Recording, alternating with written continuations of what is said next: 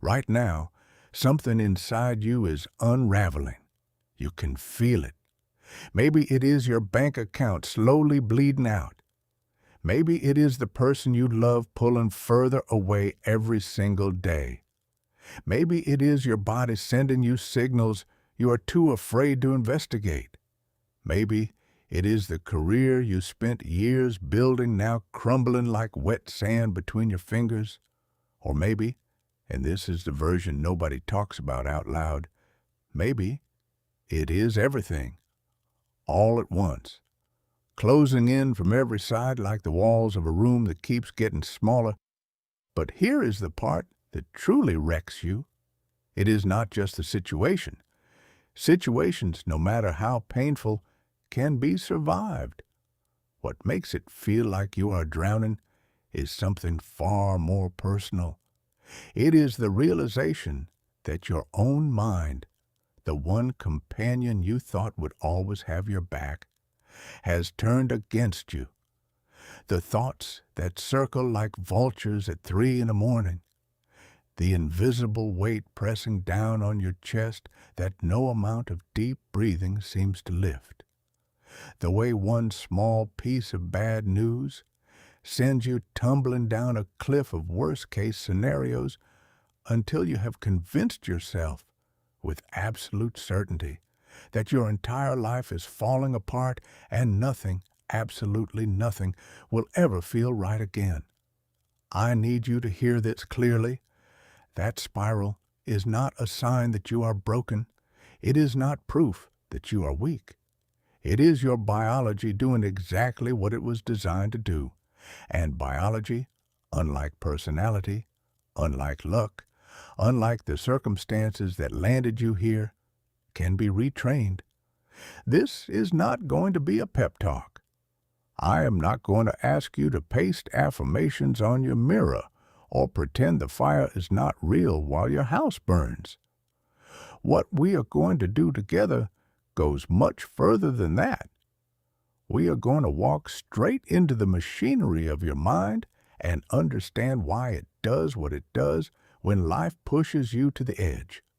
We are going to explore the neuroscience behind panic, the psychology behind identity, the philosophy behind endurance, and then, piece by piece, you are going to build a system, not a theory, a living, breathing practice system for becoming the kind of person who stays steady when the ground shakes. Here's what almost everyone gets wrong about calmness. They think it is a lottery ticket. They look at people who stay composed during chaos and think those people were simply dealt a better hand, wired differently, born with some internal shock absorber the rest of us missed out on. And that belief, as understandable as it is completely false. Calm is not a birthright. It is a muscle. And like every muscle that has ever existed, it only gets stronger when you put it under deliberate, repeated load. By the time we are finished here, that muscle will be yours, not as something you read about, as something you own. Let us begin. Chapter 1, The Map That Lied to You. Why your mind shatters. When life shifts, your brain is running a program right now that you have never consciously installed. Every second of every day, working silently beneath everything you think and feel and decide, your mind is constructing a detailed blueprint of how the world works. It is drawing from every experience you have ever had, every pattern you have ever recognized, every expectation that has ever been confirmed or denied, and it is weaving all of that raw data into a single, seamless, internal map. A map that tells you what is safe, what is dangerous, what is predictable, and what comes next. And buried at the very center of that map, so deep you probably have never even questioned it, is a belief so powerful it shapes nearly everything you do. The belief that you are steering the ship. Not entirely, of course. You are smart enough to know you cannot control the rain or the stock market, or what your ex posts on social media. But quietly, privately, in the unexamined corners of your thinking, you believe something like this: if I work hard enough, plan carefully enough, make the right moves, and avoid the obvious traps, then life will roughly cooperate with the direction I have chosen for it. That belief is not foolish. It is a survival feature. Your brain physically requires a sense of predictability to operate well. Without it, the brain cannot sort priorities, cannot sequence plans, cannot relax.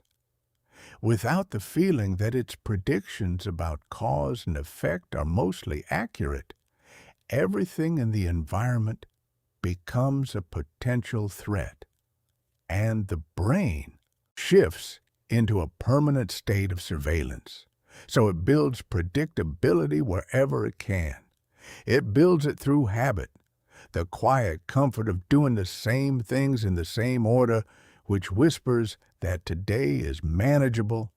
It builds it through planning, that satisfying feeling of writing out a to-do list as though organizing your intentions somehow guarantees their outcome. And it builds it through expectation, the deep, often unspoken conviction that because you have worked for something, because you have earned it, it should come to you. The relationship should last. The health should hold. The career should climb. The future should resemble the version you carefully imagined. And then the earthquake hits.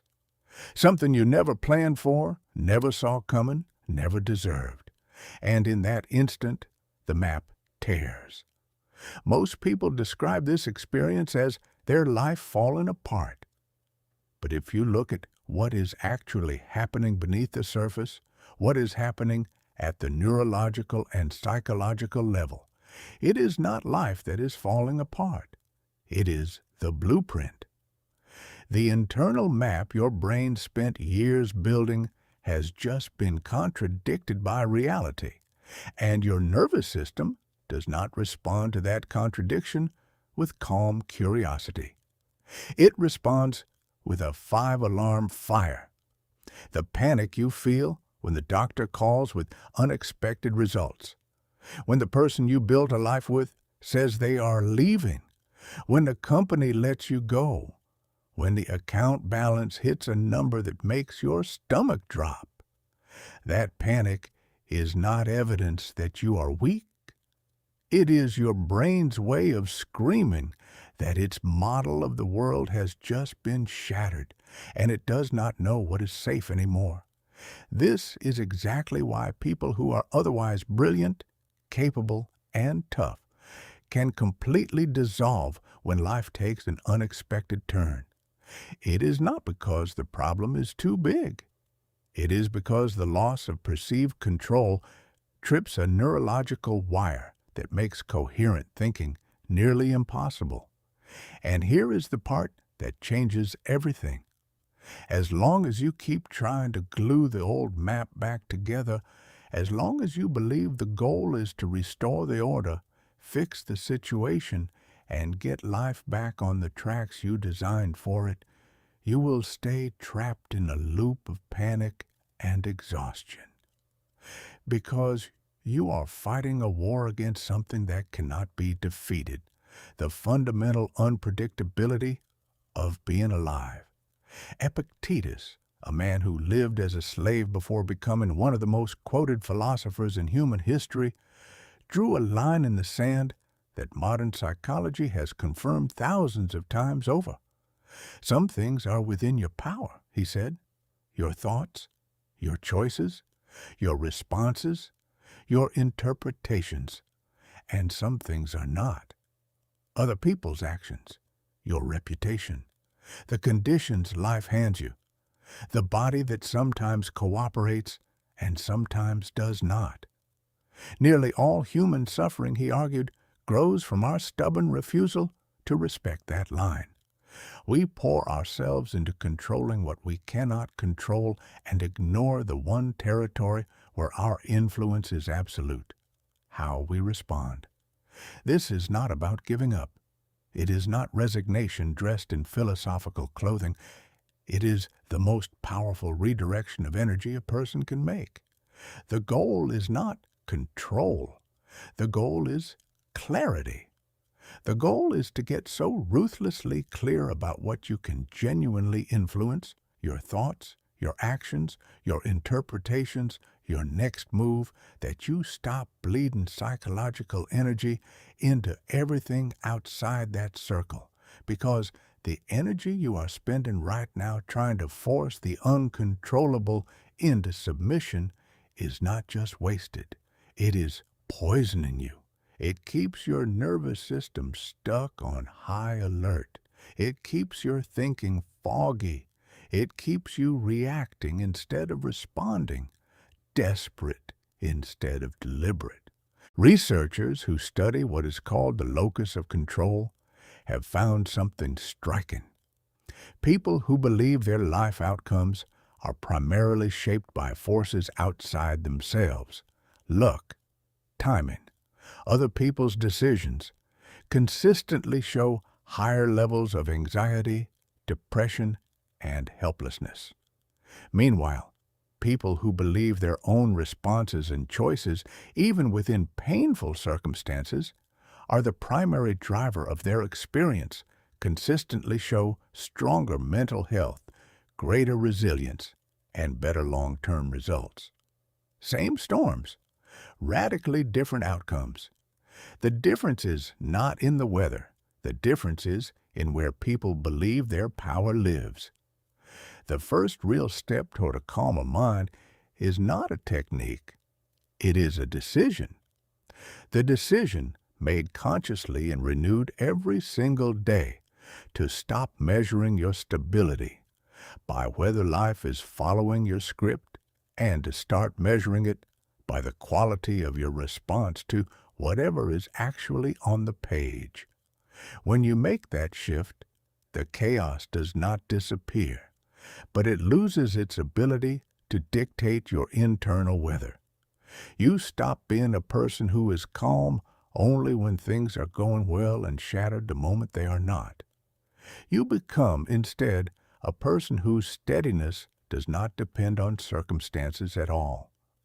That person is who we are building here, and it starts with accepting, not grudgingly, but with open hands, that the map was always an approximation, and that letting go of it is not a loss.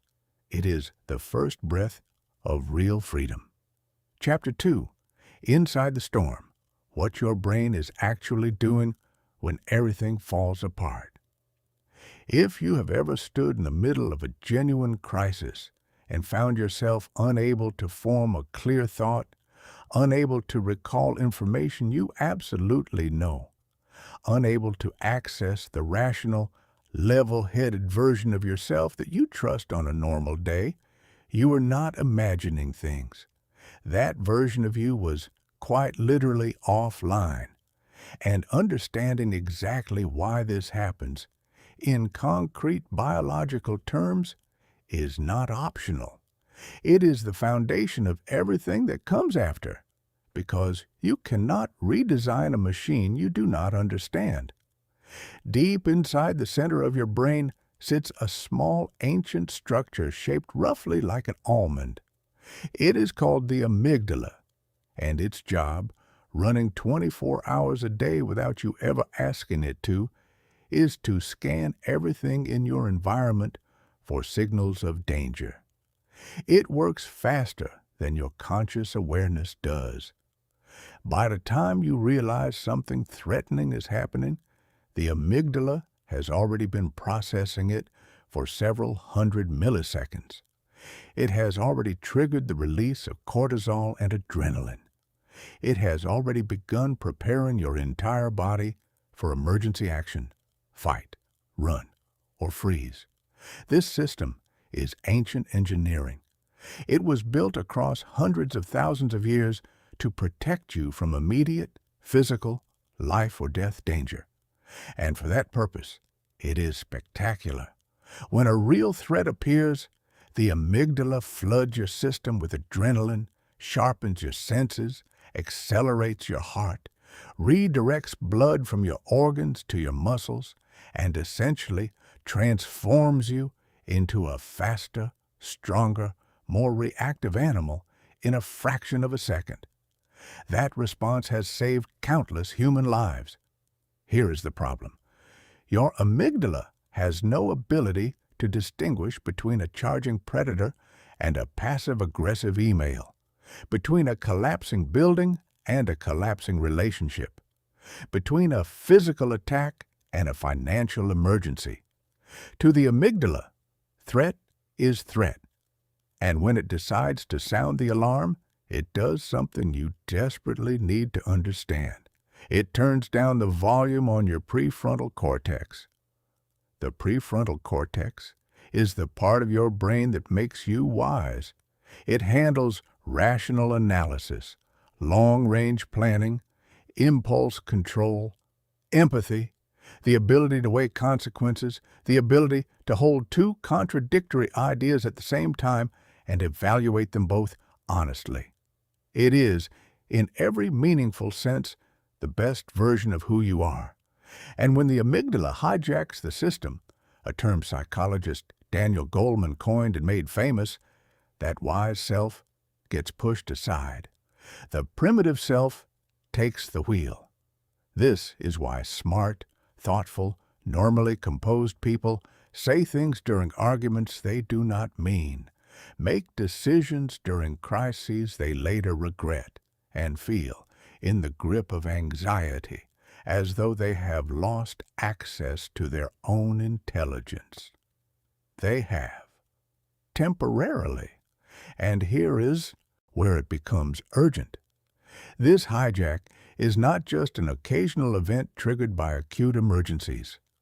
Chronic stress, the kind that comes from weeks or months of sustained difficulty, financial strain, relationship conflict, health uncertainty, career instability, gradually rewires the balance between the amygdala and the prefrontal cortex in a direction you do not want. Brain imaging studies have shown that people who live under chronic stress develop measurably larger amygdalae. The alarm system physically grows. Meanwhile, gray matter density in the prefrontal cortex measurably decreases. The panic machinery gets upgraded. The wisdom machinery gets downgraded. Your brain is literally being reshaped by sustained stress into a version that is structurally more reactive, more anxious, and less capable of the clear thinking you need most. But here is the counterweight, and it is one of the most hopeful discoveries in modern science. The brain reshapes itself in the other direction too. Neuroplasticity, the brain's lifelong ability to physically restructure itself based on repeated experience, means that the brain you carry right now is not a permanent installation. Every time you deliberately choose a calm response over a reactive one, every time you pause instead of spiraling, every time you breathe through a moment of stress instead of letting the amygdala run the show, you are laying down new neural wiring. You are strengthening the prefrontal cortex and quieting the amygdala, one repetition at a time. Neuroscientist Sarah Lazar's research at Harvard Medical School demonstrated this with stunning clarity. People who practice mindfulness meditation consistently showed measurable increases in cortical thickness in the prefrontal cortex and measurable reductions in amygdala volume and reactivity, not metaphorically, physically. The thinking brain grew, the panic brain shrank, and it happened through nothing more exotic than repeated mental practice. The reactive, spiraling version of your mind that you may have come to accept as simply who you are is not permanent. It is a current setting on a highly adaptable instrument, and the setting can be changed not by hoping, but by giving your brain the right kind of repeated experience, pausing before reacting, breathing through discomfort, choosing observation over catastrophe. Done with consistency and genuine engagement, these practices do not merely change your behavior, they change your brain. And a changed brain changes how everything feels when the pressure rises. Understanding this biology does something essential beyond strategy. It removes the shame. It dismantles the lie that you should just be able to handle this. That the fact you are struggling means something is fundamentally wrong with you. No, it means your brain, like every human brain, was designed for a world of physical threats and has not yet been updated for the world of psychological ones. The people who seem to handle chaos with grace have not been gifted a different brain. They have trained the same one you have, and now that training begins for you. Chapter 3. The one thing you can always reach for, using your breath to rewrite your body's emergency code. Every tool you will learn matters. Every chapter we walk through together builds on the one before it. But if I had to choose one single practice, one intervention more immediately powerful, more accessible in any situation, and more backed by hard science than anything else for interrupting the panic cycle and restoring your ability to think, it would be this: the breath. Not because breathing is basic, not because it is a warm-up exercise you will outgrow once you're further along, but because your breath occupies a unique position in your entire physiology. It is the only function in your body that runs on autopilot and can simultaneously be taken over by conscious command. That dual nature makes it the most direct access point you have for reaching into your nervous system and manually switching its mode. Your autonomic nervous system, the one that runs all the background processes you do not consciously manage, heart rate, digestion, hormone release, immune function, has two primary settings. The first is the sympathetic branch. Think of it as the gas pedal. When it is dominant, your body is mobilized. Heart rate climbs, breathing goes fast and shallow, muscles lock tight, cortisol and adrenaline pour into the bloodstream. This is the stress state. The second is the parasympathetic branch. Think of it as the cooling system. When it is dominant, the heart slows, the breath deepens, the muscles release, digestion resumes, and critically, the prefrontal cortex, your wise brain, comes back online. In a well-functioning system, these two branches trade off smoothly. Stress activates the gas pedal when genuine demands require it, and the cooling system brings you back to baseline once the demand passes. But for most people navigating sustained difficulty, the gas pedal gets stuck. The body locks into high gear, and the longer it stays there, the harder it becomes to shift out, because a chronically activated stress response recalibrates your threat detection sensitivity upward, making you more reactive with each passing day. Here is where your breath becomes your most reliable rescue line. Of everything the autonomic nervous system controls, the breath is the only function you can consciously override. You cannot directly command your heart to slow. You cannot order your digestion to resume, but you can choose at any moment to change how you breathe, and when you do, something remarkable happens. Slow, deep breathing directly stimulates the vagus nerve, the longest nerve in your body, running from the brainstem down through the heart, lungs, and gut. The vagus nerve is the main communication highway of the parasympathetic system. When you activate it through deliberate breath control, you are essentially sending a manual shutdown signal to the stress response. Heart rate drops, cortisol decreases, the prefrontal cortex powers back up. You are not just calming your mind, you are chemically and neurologically switching your body's operating mode using nothing but the air moving through your lungs. One of the most effective techniques to come out of modern physiology research is what neuroscientist Andrew Huberman calls the physiological sigh. During periods of stress, the tiny air sacs in your lungs called alveoli tend to partially deflate, reducing oxygen exchange and physically contributing to that tight, anxious sensation in your chest. The physiological sigh directly corrects this.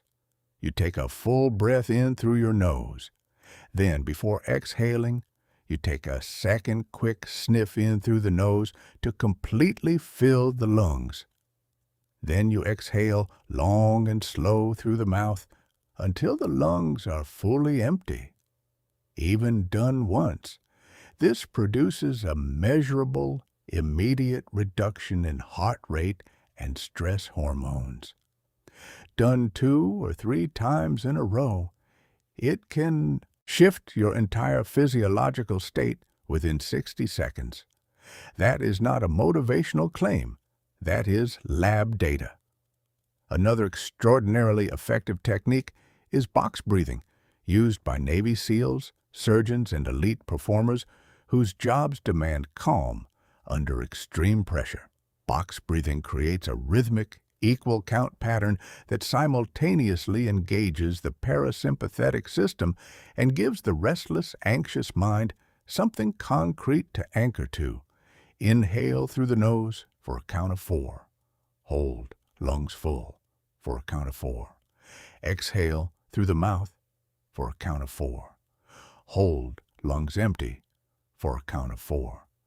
That is one cycle. 4 to 6 cycles will reliably produce a state of calm alertness, not drowsiness, but the precise combination of a relaxed body and a sharp mind that is optimal for clear decision-making. The 4-7-8 technique, rooted in ancient breath practices, is particularly powerful during moments of acute anxiety. Inhale through the nose for 4 counts, hold for 7. Exhale completely through the mouth for 8. The extended exhale is the key, because the exhale phase is directly linked to parasympathetic activation. Making it longer than the inhale consistently and powerfully shifts the nervous system toward calm.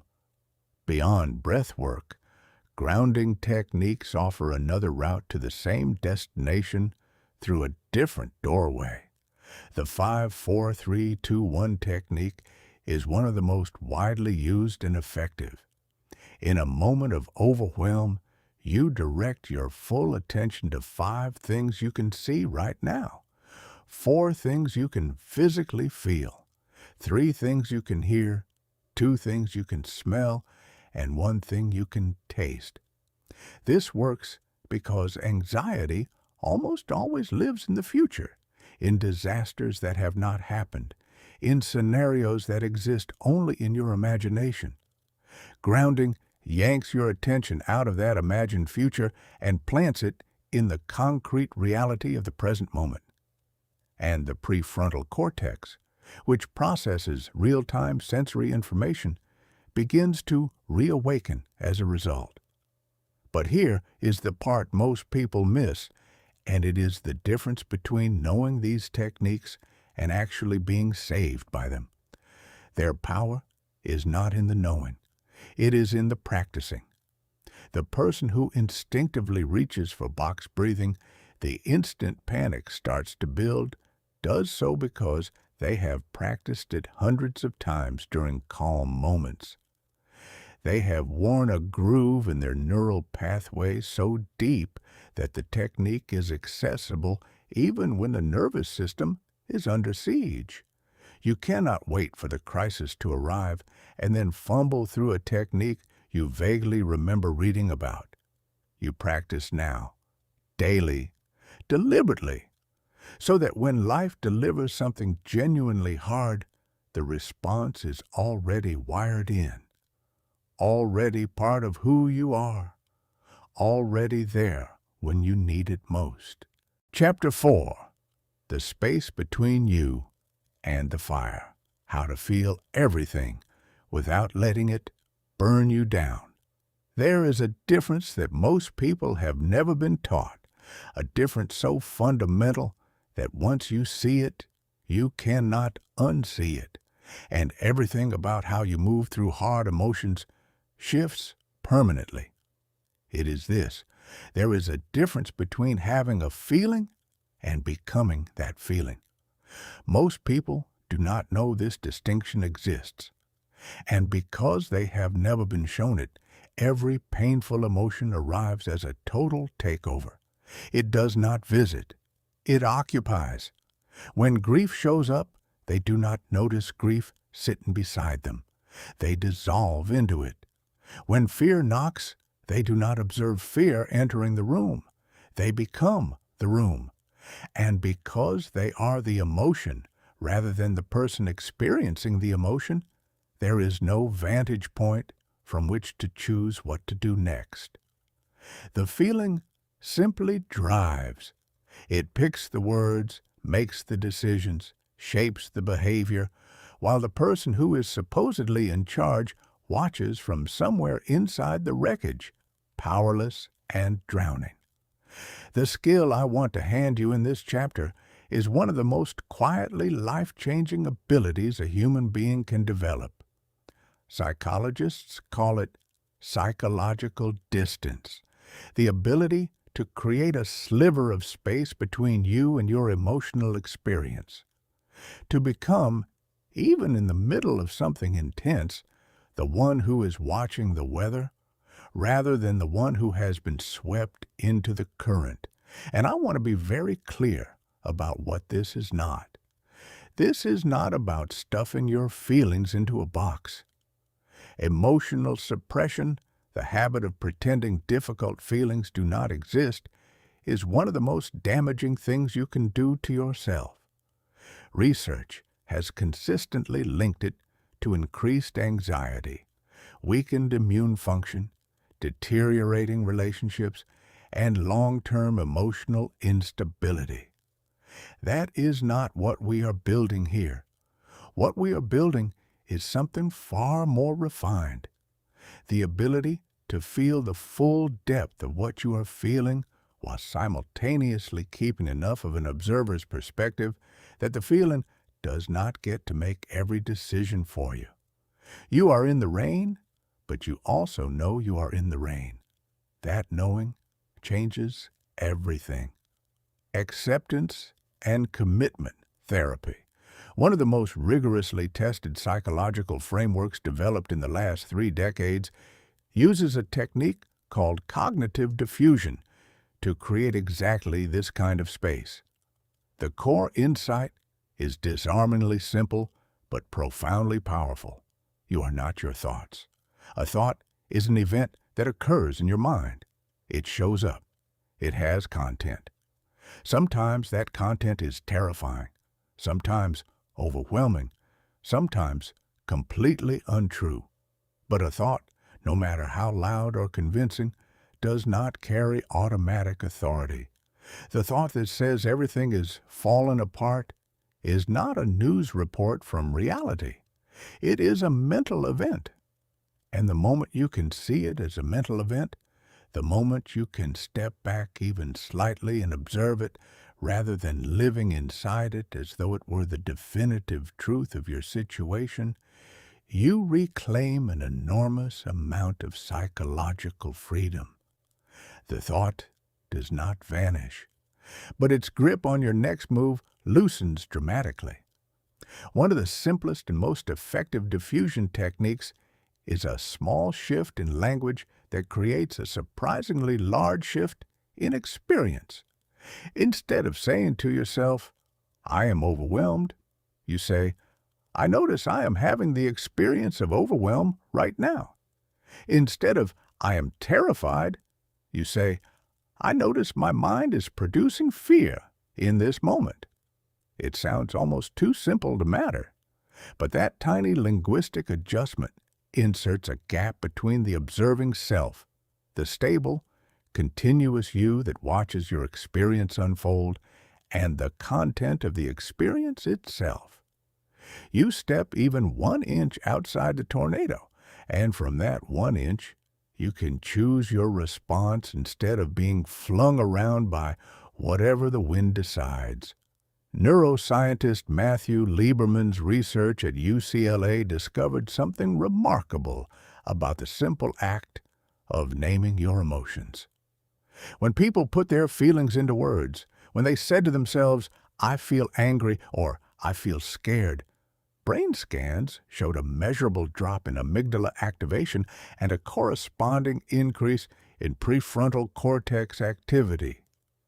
Just naming the feeling shifted neural activity away from the reactive alarm centers and toward the reflective, regulatory ones. Labeling creates distance. Distance creates choice. This is not poetry. It is observable, repeatable biology. The RAIN framework offers another powerful pathway through difficult emotional terrain. It stands for recognize, allow, investigate, nurture. You begin by recognizing what is present, naming the emotion honestly. I am feeling grief. I am feeling rage. I am feeling terror. Then you allow it. You stop wrestling with the feeling, stop arguing yourself out of it, and give it room to exist. There is a paradox baked into emotional experience that most people discover the hard way. The harder you push against a feeling, the louder it screams. Allowing it, letting it be present without feeding it or acting on it, is precisely what begins to turn down its volume. Then you investigate gently and with curiosity rather than judgment. Where does this emotion live in your body? What does it actually feel like physically? What deeper belief or unmet need is hiding underneath it? Investigation moves you from being trapped inside the experience to sitting beside it, examining it with something closer to fascination than fear. And finally, you nurture. You bring yourself the same warmth and care you would offer a close friend sitting across from you in the same pain. Not minimizing, not rushing to fix, just genuinely kind. Journaling deserves a special mention here, not as some cliché self-help tool, but as one of the most scientifically validated practices for processing emotional experience that exists. Psychologist James Pennebaker's research on expressive writing has demonstrated across dozens of studies that translating emotional turmoil into written language measurably reduces psychological distress, lowers cortisol, improves immune function, and significantly strengthens long-term emotional regulation. The reason is straightforward. When you write about what you are feeling, you take something that was churning formlessly inside your mind and give it shape, structure, edges. You externalize it, and once it exists outside of you on the page, you can look at it rather than being trapped within it. Even 15 minutes of honest, unfiltered writing about a difficult experience has been shown to produce benefits that persist for weeks. The deepest truth about emotional distance is this: you are not learning to feel less. You are learning to feel in a way that does not cost you your ability to function, to choose, to grow. Emotions are not enemies. They are messengers. They carry information about what matters to you, what has been crossed, what you need. The goal is to receive that information with enough clarity and composure to actually use it, rather than being so flooded by the delivery method that the message itself gets lost. The person who can hold grief without dissolving into it, who can feel fear without being steered by it, who can sit with anger without being detonated by it, that person is not emotionally numb. That person is emotionally sovereign. Chapter 5. The Fortress Inside. Building a self that cannot be demolished by circumstance.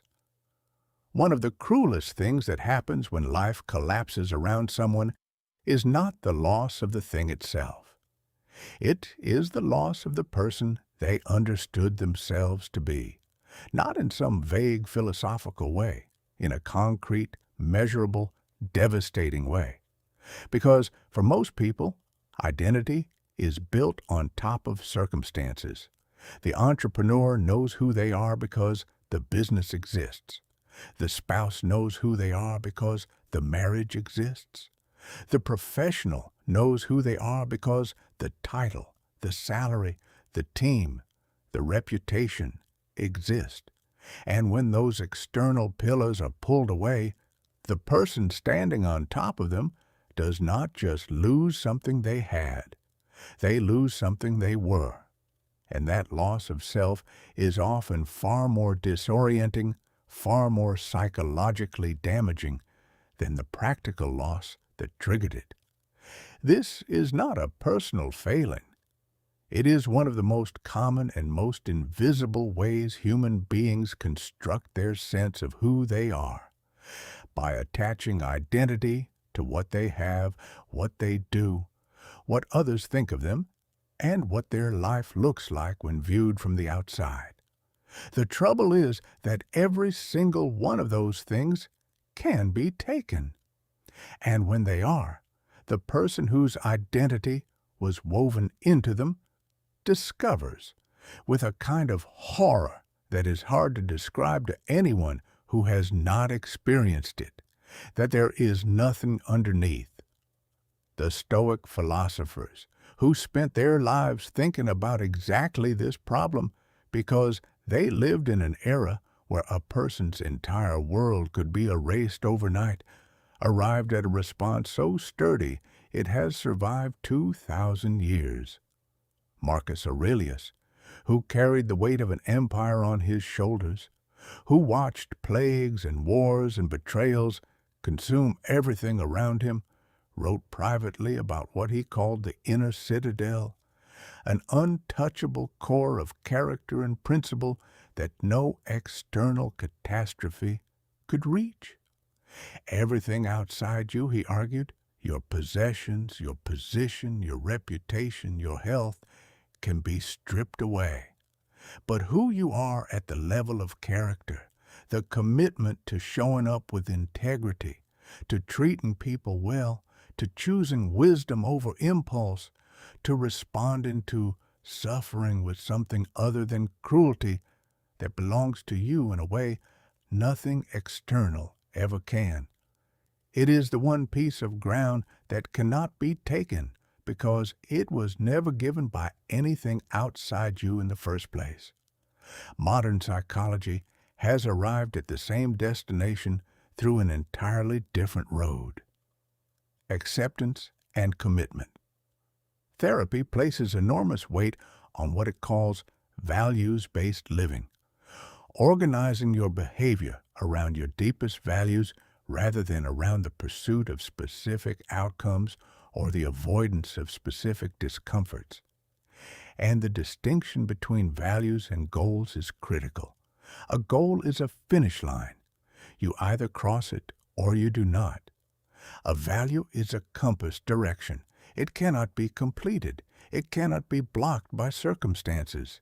You can value honesty even when lying would be easier. You can value courage even when you are shaking. You can value kindness even in a world that is not kind to you. And because values, unlike goals, cannot be stolen or invalidated by what happens to you, an identity anchored in values is structurally immune to the kind of collapse that an identity anchored in circumstances will always eventually be vulnerable to. This has enormous practical consequences for how you experience difficulty. When your identity is primarily successful business owner and the business fails, you lose not just a company, but yourself. When your identity is primarily person who shows up with integrity, who keeps going, who treats people with respect, who refuses to be defined by outcomes, and the business fails, you lose a business. That hurts. But you do not lose yourself, because nothing about the failure contradicts or erases the values that define you. In fact, how you move through the failure becomes another demonstration of exactly those values. The crisis, paradoxically, becomes a place where your identity is not shattered, but sharpened. Psychological flexibility, another core concept from ACT, and one of the strongest predictors of resilience the research has identified, is the capacity to stay connected to your values and keep moving in their direction, even while carrying the weight of difficult thoughts, painful emotions, and deeply unfavorable circumstances. Flexible people are not people who feel less. The research is clear. They feel just as intensely as anyone else. But they maintain a bond with their values that is stronger than their bond with their current emotional weather, which means they can act from their deepest self, even when that self is hurting. How do you build this kind of unshakable internal structure? It starts with clarity. Most people have never deliberately identified their core values. They operate on inherited, unexamined defaults. Values absorbed from family, from culture, from the expectations of people around them, without ever having consciously chosen them. And unexamined values cannot hold you, because you do not know they are there until they are tested. And by then, it is too late to lean on something you never built. The first step is to sit, honestly and without rushing, with a question, who am I when everything that can be taken has been taken? Not what I do, not what I own, not what people think of me, but what I stand for, how I show up, what I refuse to compromise, what kind of human being I am committed to being on my worst day, in my hardest hour, with nothing to show for it. Write that down, not as a public performance, not as a branding exercise, but as a private agreement with yourself. These are the qualities I carry into every room. This is who I am, regardless of what my life currently looks like. This is the bedrock beneath every role and every goal, because bedrock matters most when everything above it is trembling. And when your bedrock is genuinely yours, built from your own examined values, tested and refined through your own honest living, you discover something extraordinary. The storms outside you lose the power to create storms inside you. Not because the storms get smaller, but because you finally know, with a certainty that no circumstance can shake, exactly who you are. Chapter 6. The Art of Open Hands. How releasing what you cannot hold gives you more than gripping ever. There is a truth hiding at the center of the human experience that nearly everyone spends their entire life wrestling against. And the wrestling is what keeps the suffering alive. Here it is. The tighter you grip a reality you cannot change, the more completely that reality controls you. The more energy you pour into refusing to accept what has already happened, the more of yourself you surrender to it, until the situation is no longer just something you are dealing with. It has moved in. It has taken over the living room of your mind and turned your entire inner life into an exhausting, unwinnable argument with what is. This is the acceptance paradox, And grasping it, truly grasping it at a level deeper than intellectual understanding, is one of the most practically liberating things a human being can do. Now, I know what that word sounds like: acceptance. Most people hear it and immediately translate it into surrender, into passivity, into lying down and letting life roll over them. That translation is wrong, and it is important to correct it clearly before we go any further. Acceptance, as psychology uses the term and as I am using it here, has nothing to do with approving of what happened, nothing to do with deciding that what happened was acceptable, nothing to do with giving up on improving your situation. Acceptance means one precise thing: acknowledging, without internal warfare, that what has happened, that what currently exists, that reality, as it stands in this moment, is what it is, regardless of how fiercely you believe it should be different. That distinction is everything, because you can fully accept a reality and simultaneously pour everything you have into changing it. What you cannot do, what no person on earth can do while remaining psychologically whole, is effectively engage with a reality they refuse to acknowledge exists. Resistance does not change what is. It only adds the weight of the resistance on top of the weight of the original difficulty. You end up carrying both. One of the most useful distinctions in the entire field of well-being is the difference between pain and suffering. Pain is what you feel when something genuinely hard happens. The ache of loss, the fear of the unknown, the sting of failure. Pain is largely unavoidable. It is the honest response of a living, feeling person to a world that sometimes delivers exactly what you did not want. Suffering, however, is what happens when you add resistance to the pain, when you layer on top of the grief the insistence that this should not be happening, that you cannot bear this, that life has cheated you, that reality owes you a different outcome. Suffering is pain multiplied by refusal.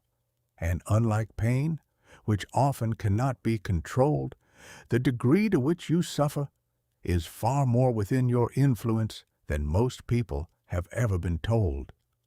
The research on acceptance is extensive and consistent.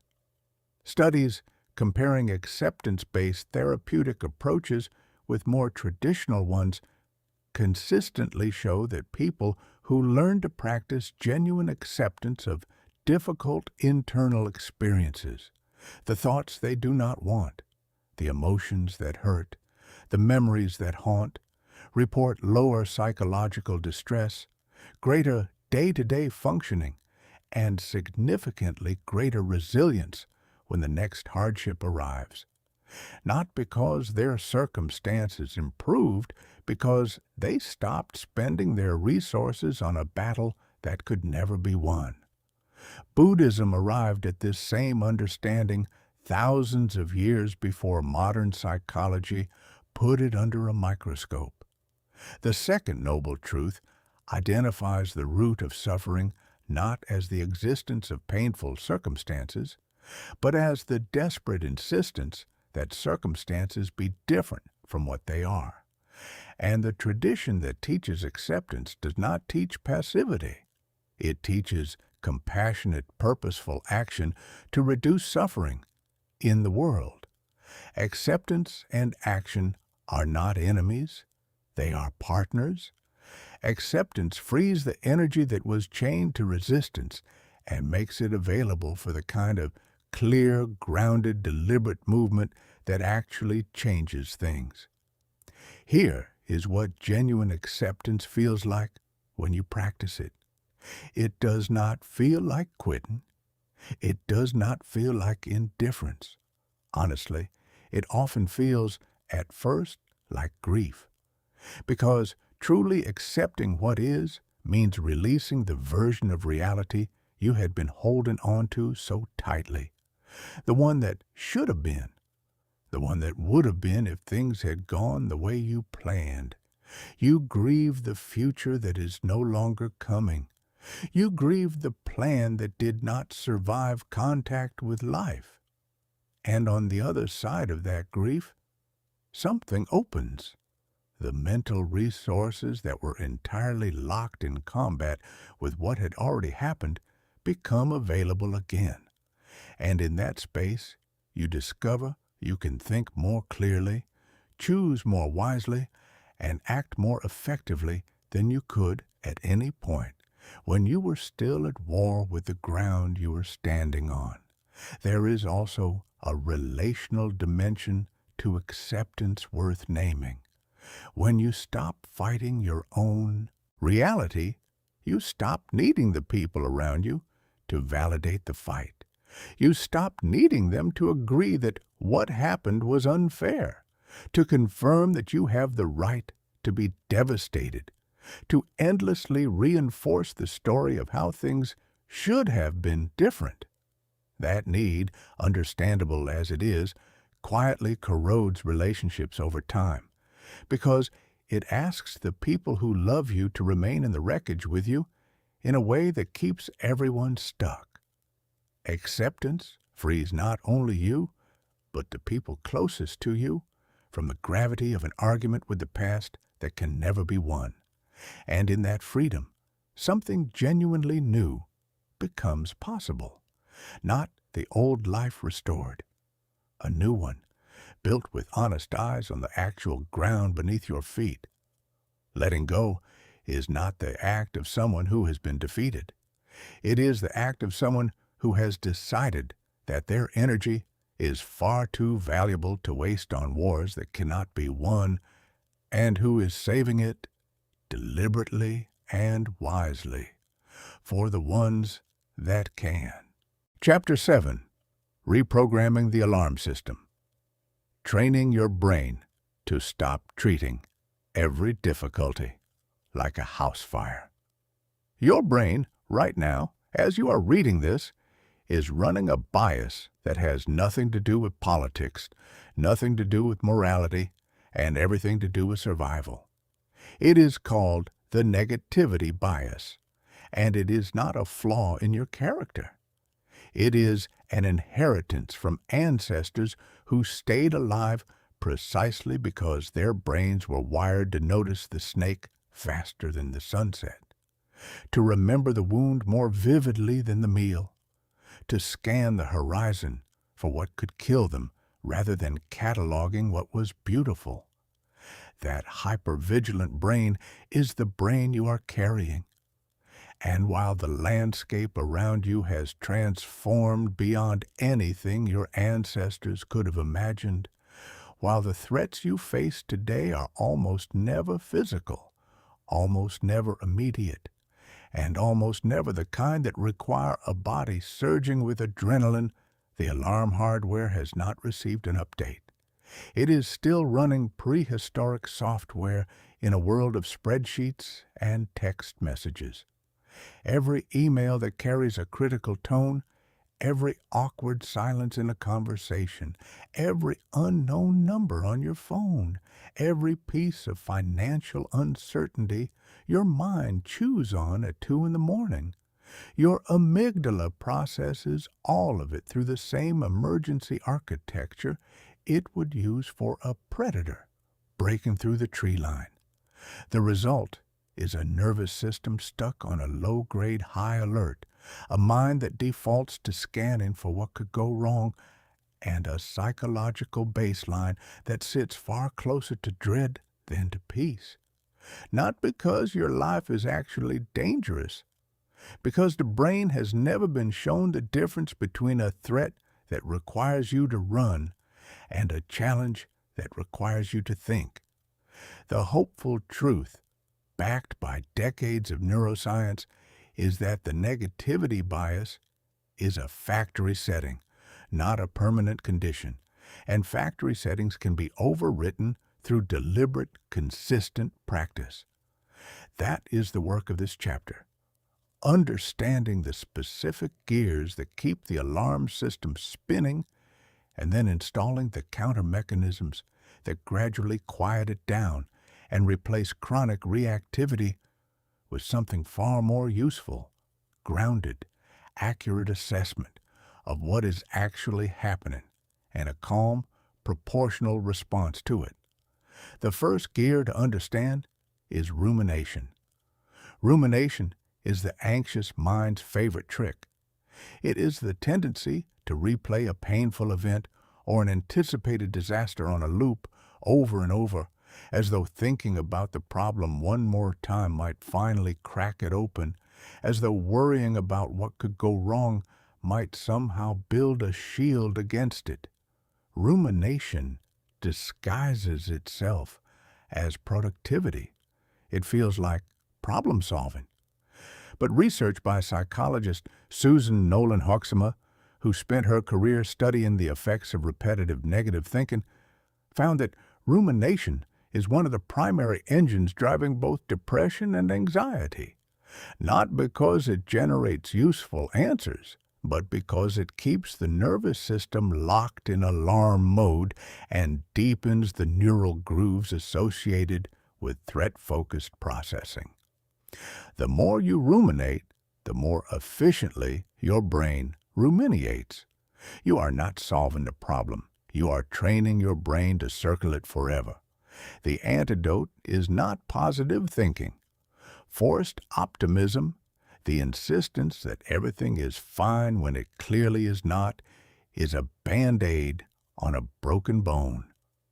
The real antidote is what researchers call cognitive reappraisal.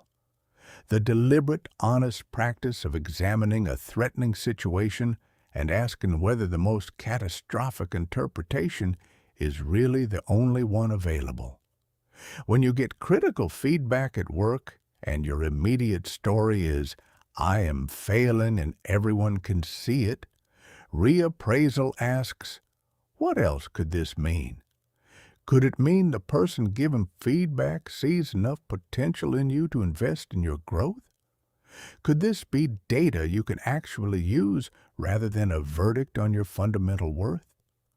The goal is not to pretend the difficulty does not exist.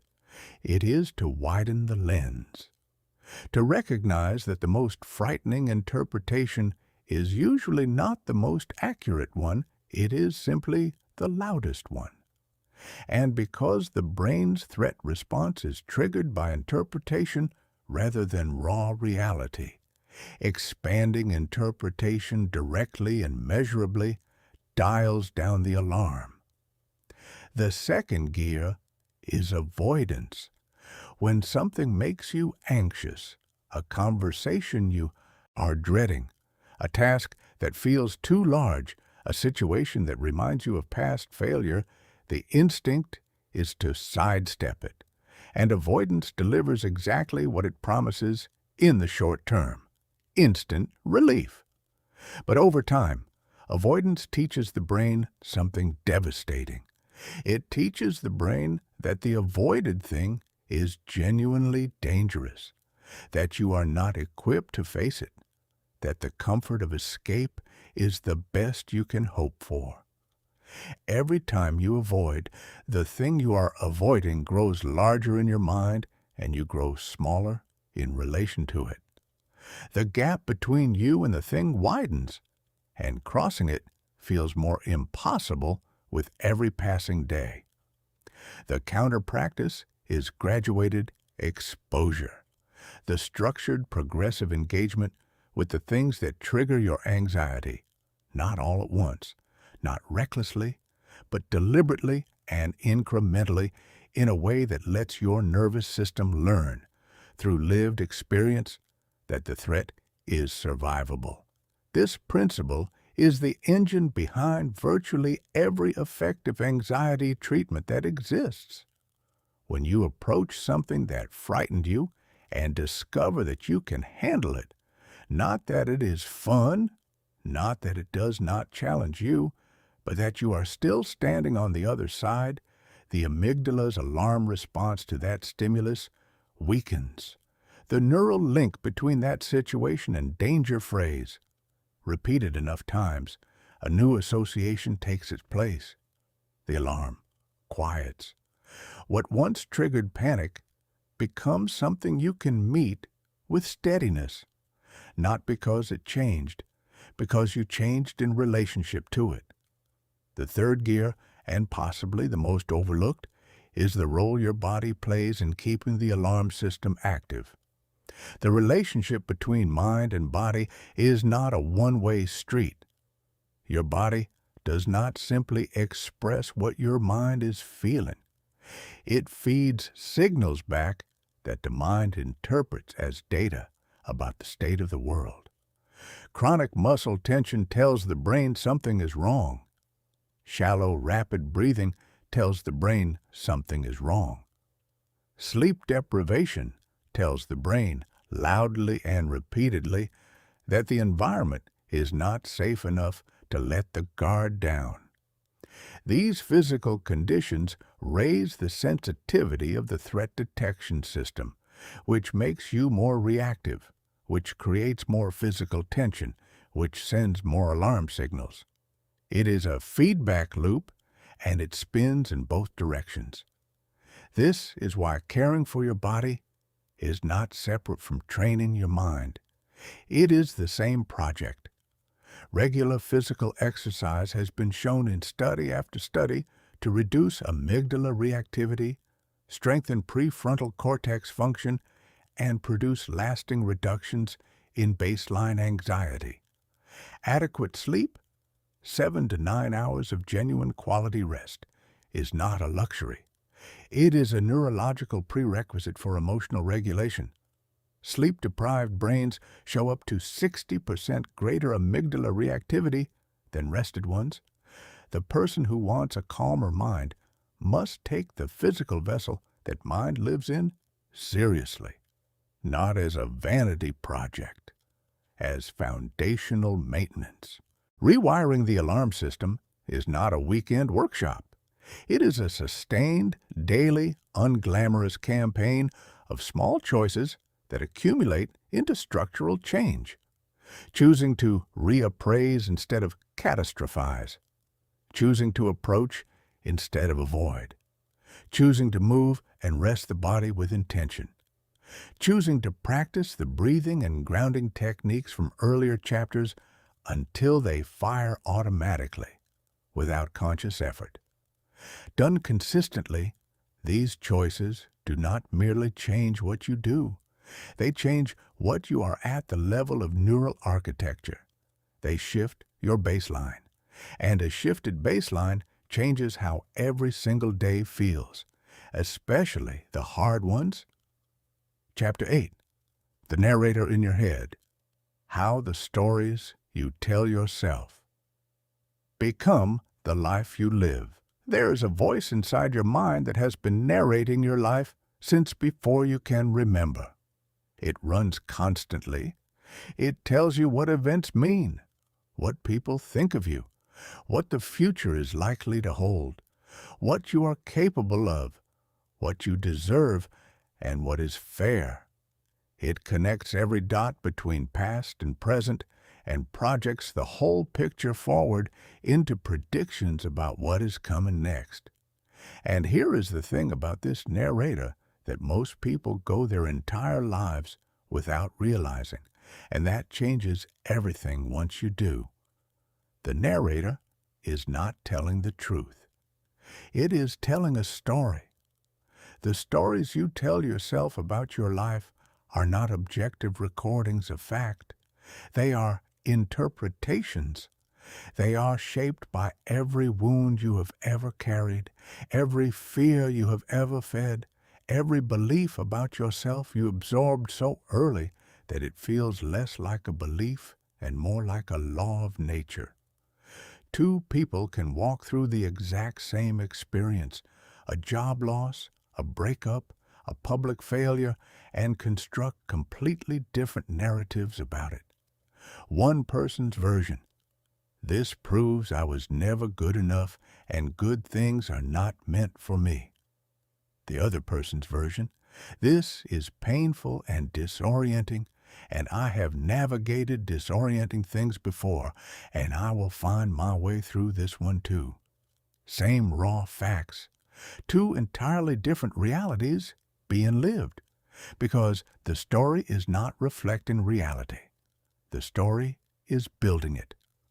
Cognitive behavioral therapy, one of the most thoroughly tested and validated treatments in the history of psychology, is constructed almost entirely on this single insight. It is not the events in your life that produce your emotional responses. It is your interpretation of those events. The same principle was stated 2,000 years ago by Epictetus when he observed that people are disturbed not by what happens to them, but by the meanings they assign to what happens. And decades of clinical research by Aaron Beck and Albert Ellis have demonstrated thousands of times over that when people systematically examine and revise the stories they tell about their experiences, their emotional well-being measurably improves. Even when nothing about the external circumstances has changed at all. Under pressure, when the stakes feel high and the ground feels unstable, the narrator in your head does not become more reliable. It becomes more dramatic. It lunges for the most extreme interpretation available. It catastrophizes. It takes a single, painful data point and stretches it into a sweeping conclusion about your entire existence. A project falls through and the narrator declares, "I am a failure." A relationship hits turbulence and the narrator announces, "I am fundamentally unlovable." A health scare arrives and the narrator proclaims, "Everything is collapsing and it will never stop." These distortions, as cognitive behavioral therapy calls them, feel like clear-eyed perceptions of truth when you are inside them. They feel like you are finally seeing the situation accurately. But they are not accurate. They are stories. And stories, no matter how convincing they feel in the moment, can be examined, questioned, and rewritten. The most dangerous narratives are not the dramatic ones you speak out loud. They are the ones running silently in the background, so deeply embedded in your interpretation of life that you do not even recognize them as stories. They feel like observations. They sound like, "I am not the kind of person who can handle this," or "Every time I get close to something good, it gets pulled away," or "I always end up back here."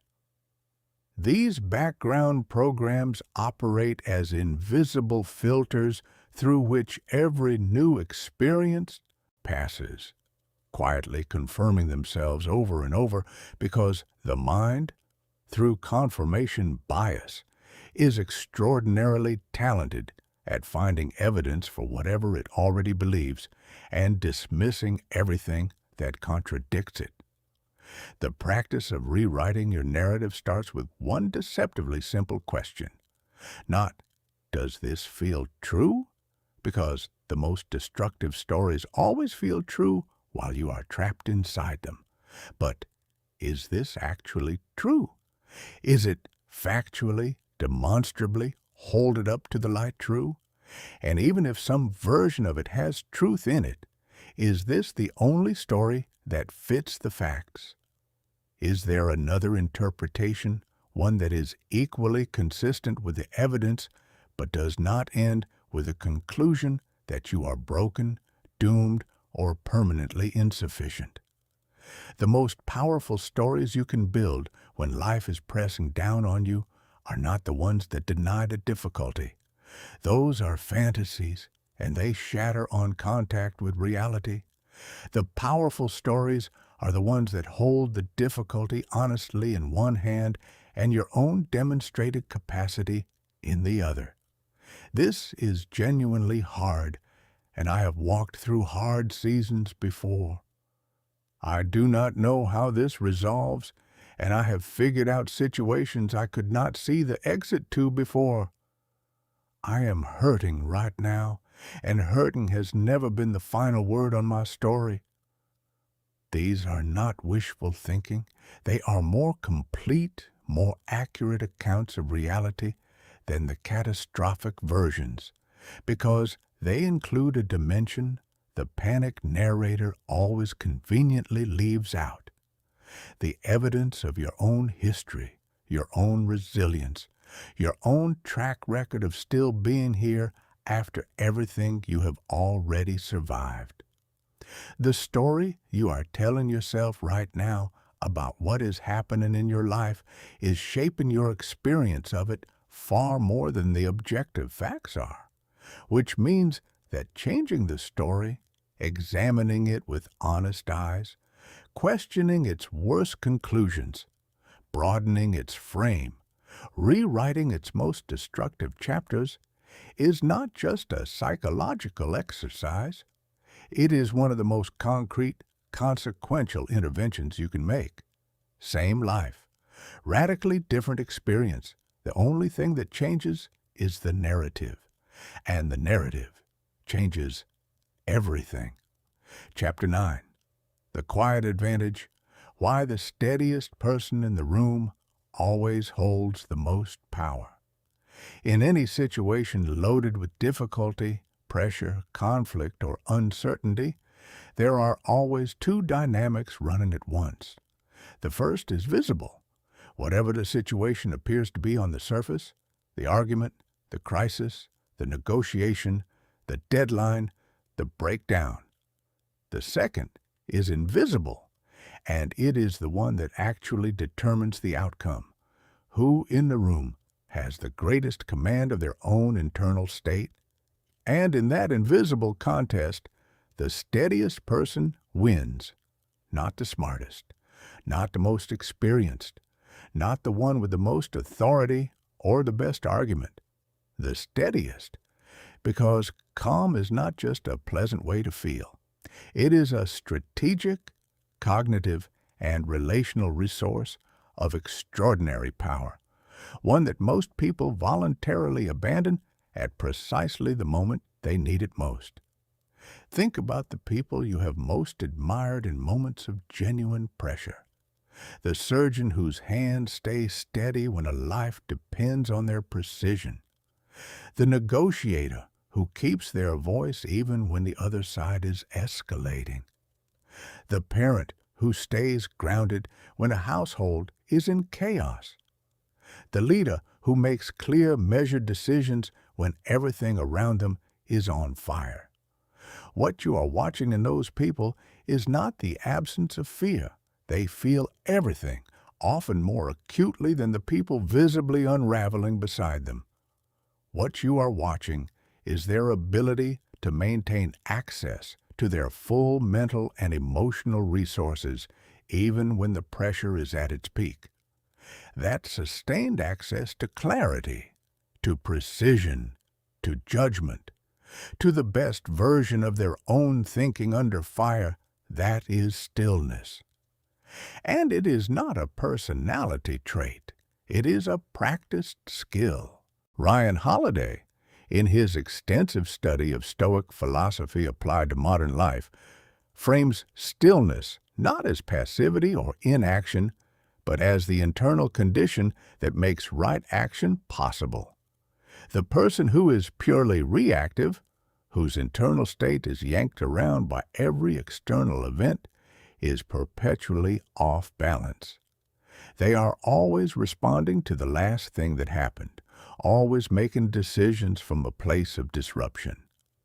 The person who has cultivated genuine internal quiet can, even in the middle of chaos, find a stable point from which to assess, to choose, and to act. And from that stable point, their decisions are sharper, their communication is clearer, their presence is more stabilizing to everyone around them, and their mistakes are fewer and their recoveries faster. The research on decision-making under stress confirms this with uncomfortable precision. When cortisol and adrenaline are elevated, when the amygdala is running the show and the prefrontal cortex has been pushed to the margins, human decision-making deteriorates in predictable ways. People become recklessly impulsive where caution is needed and paralyzed where action is required. They tunnel their attention onto the immediate threat and lose the capacity to consider downstream consequences. They become more vulnerable to cognitive biases, less able to hold competing considerations in mind, and more likely to make choices they will deeply regret once the chemicals settle. This is not a character deficiency. It is what brains do in survival mode. They sacrifice wisdom for speed, nuance for reaction, long-range thinking for short-range threat management. Stillness is the deliberate practice of staying out of survival mode when survival mode is not actually required. It is the ongoing conditioning of your nervous system to remain in a window where you can be alert, engaged, responsive, and sharp without tipping into the reactive, flooded, narrowed state that compromises everything, and it is built through daily practices that the highest performing individuals and organizations on Earth have recognized as non-negotiable, even while the surrounding culture continues to celebrate visible urgency and constant motion over the deeper, quieter power of composed intentionality. One of the most important stillness practices is one that nearly every contemplative tradition in human history has identified independently: the deliberate creation of silence, not merely the absence of sound, but the cultivation of genuine mental quiet. Time in which you are not consuming, not producing, not performing, not reacting. Simply present with yourself and with what is. Modern life has waged a remarkably effective war against this kind of quiet. To be still is read as unproductive. To sit without doing is judged as wasting time. To be unreachable for even 30 minutes is treated as irresponsible. And this cultural hostility toward silence is one of the primary reasons so many people feel perpetually overloaded. They have constructed lives that offer their nervous system no opportunity for the recalibration that stillness provides. And then they are baffled by their inability to think clearly, their sense of always being behind, and the strange feeling that their decisions keep taking them somewhere other than where they actually want to go. Regular meditation, even in the accessible form of 10 to 20 minutes per day of focused, intentional quiet, has been shown in dozens of peer-reviewed studies to reduce baseline anxiety, improve emotional regulation, sharpen attentional control, and strengthen the prefrontal cortex's ability to maintain command during high-pressure moments. But meditation is not the only doorway. Walking without a device, sitting with something warm in your hands and actually tasting it, driving without the radio, writing without a goal. These are all variations of the same fundamental practice, being fully present with a single moment, without resistance and without agenda, which teaches the nervous system that rest is safe and allows the mind to settle into its natural clarity. There is also a social dimension to cultivated stillness that reaches well beyond the person who practices it. Calm is genuinely contagious. The nervous system is a social instrument.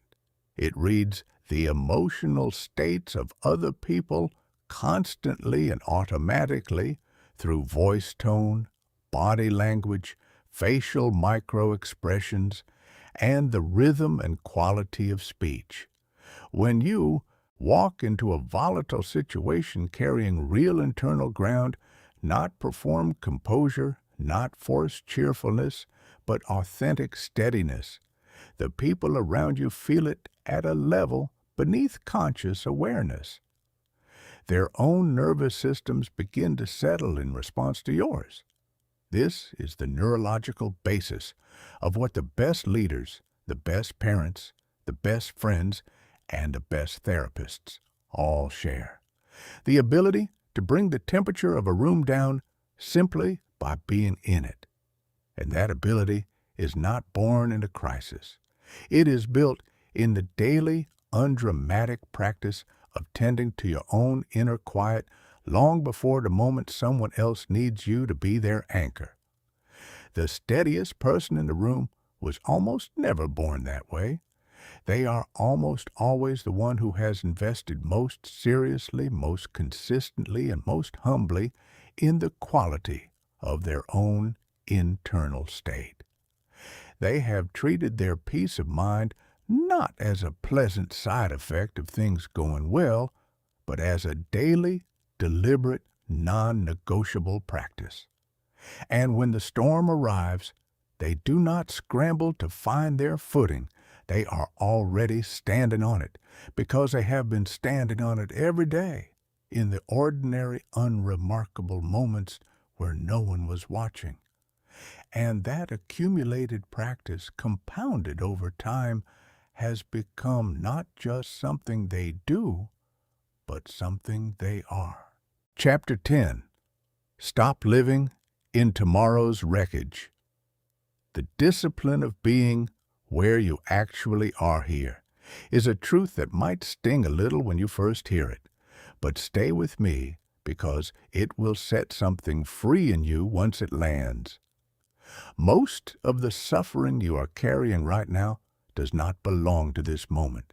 It does not live in this room, in this breath, in the reality that is actually in front of your eyes at this very second.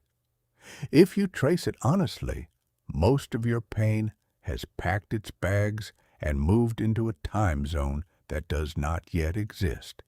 It lives in tomorrow, in next month. In the version of the future your mind has already begun assembling in excruciating high-definition detail, a version in which the conversation goes terribly. The diagnosis comes back worse than expected. The opportunity evaporates. The relationship does not survive. The savings run dry. The career stalls permanently. Your mind takes the raw material of present uncertainty and almost automatically constructs from it the most devastating version of what might come next. And then it does something even crueler. It makes you live there. It forces you to carry the full emotional weight of a catastrophe that has not happened, that may never happen, while the actual moment you are standing in, the one where you still have choices, still have breath, still have the ability to act, goes almost entirely unnoticed. You are paying rent on an apartment you have never moved into, in a building that may never be built. This is the anxiety loop, and it is breathtakingly good at disguising itself as responsibility. It tells you that by obsessing over what could go wrong, you are being prepared. By running the worst-case scenario on repeat, you are being thorough. By refusing to relax, you are being the kind of person who does not get blindsided, but research on worry and its actual effects on both mental health and real-world preparedness tells a very different story. Chronic worry does not improve your readiness for future difficulty. It does not generate better solutions. It does not protect you from bad outcomes. What it does, with remarkable efficiency, is consume the only moment in which you have any actual power to change anything, in service of a future that exists nowhere outside your own imagination. The present moment is not just a philosophical concept that sounds nice on a poster. It is neurologically the only location where your prefrontal cortex can do its best work. Your capacity for clear thinking, for creative problem solving, for wise decision making, for genuine connection with the people around you, all of it exists in the now. When your attention has been dragged into tomorrow, running disaster simulations, rehearsing arguments that have not started, calculating probabilities you cannot control, you are operating from a state of fractured presence. Part of your mind is here. Part of it is already reacting to something that has not occurred, and from that split position, every decision you make, every response you offer, every relationship you engage in is diminished. You are trying to navigate the road in front of you while staring at a map of a road you might encounter 3 towns from now, and neither road gets your full attention. The discipline of presence is not about ignoring the future. Thoughtful planning, honest assessment of what lies ahead, realistic preparation, these are valuable and necessary. The discipline of presence is about refusing to let imaginary futures colonize the actual experience of your life. It is the practiced, repeated, sometimes frustrating choice to return your attention to what is real and what is here. Jon Kabat-Zinn, who pioneered the integration of mindfulness into clinical medicine and brought the practice into hospitals, prisons, and boardrooms around the world, defines mindfulness as paying attention in a particular way, on purpose, in the present moment, and without judgment. Each piece of that definition matters. On purpose means you choose where your attention goes rather than letting it be commandeered by whichever narrative your mind is shouting loudest. In the present moment means you anchor yourself in what is actually here, not what might be coming. Without judgment means you drop the additional layer of self-criticism about the fact that your mind wandered in the first place, about the fact that you are struggling, about the fact that you are not doing this perfectly. The practice does not require a special room or a retreat or any particular belief system. At its most fundamental, it requires one thing: the decision made over and over throughout the day to bring your full attention to whatever you're actually doing, and to make that decision again each time the mind pulls away, which it will, constantly, because that is what minds do. You do not wrestle it back with force. You bring it back the way a patient, kind teacher redirects a distracted child, without drama, without punishment, just a gentle, firm return. This moment, this breath, this conversation, this task, this reality, as it actually is. Viktor Frankl, who survived years in Nazi concentration camps and emerged to write one of the most profound accounts of human resilience ever set down on paper, wrote that between what happens to you and how you respond, there is a space. And in that space lives your freedom, your power, your ability to choose who you will be. That space is the present moment. It is the only place where your choices are made, where your responses are formed, where your life is actually happening. The future is a projection. The past is a recording. The only thing that is genuinely real, the only thing you can do anything with, is now. Every time you feel the mind beginning to spiral forward into catastrophe, and you gently but firmly return your attention to what is immediate and actual, you are not merely managing anxiety. You are building a new neural habit. You are weakening the pathway that automatically connects uncertainty to worst-case storytelling, and strengthening the one that connects uncertainty to grounded, present-moment clarity. Done consistently, This practice does not remove uncertainty from your life. Nothing can do that. But it eliminates the habit of suffering in advance for events that may never arrive, and it hands back to you the only time you truly have. One more thing about presence that is worth holding close. It is not just a tool for surviving difficulty. It is the foundation of a life that is actually lived rather than merely endured. The moments you will remember when you look back, the ones that constitute what you would call a meaningful, beautiful existence, are almost never the ones where you were optimizing and planning and running calculations 3 moves ahead. They are the ones where you were fully there, fully present with someone you loved, fully absorbed in work that mattered, fully awake to the ordinary, unrepeatable beauty of a moment that was never going to come around again.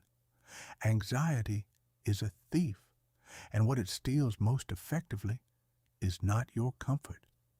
It is your presence, and presence, once you reclaim it, reveals something that no amount of worrying could ever deliver. The life you're actually living is richer, more beautiful, and more worth inhabiting than the one your anxious mind keeps telling you to prepare for. Be here. What you find will be worth it. Chapter 11. Islands in the Current. The daily practices that keep you anchored when everything else is shifting. Anyone who has ever walked through a genuinely prolonged, difficult season, not a hard week, but an extended stretch of time where the familiar structures of life have been dismantled or destabilized, knows a particular sensation that is difficult to explain to someone who has not felt it. It is the sensation of drift, of having nothing solid to orient around. The job is gone, or the relationship is over, or the health is uncertain, or the roadmap you were following has been erased. And without those external reference points, you feel unmoored, not just sad, not just scared, unmoored. And to the nervous system, floating without an anchor registers almost identically to falling. What catches people in those seasons is not willpower. It is not optimism. It is not the determination to think positively or the consumption of motivational content. What catches people is practice. Specifically, it is the small, consistent, embodied rituals that create reliable islands of stability within an otherwise unstable experience. Practices dependable enough that the nervous system can begin to build a sense of predictability around them.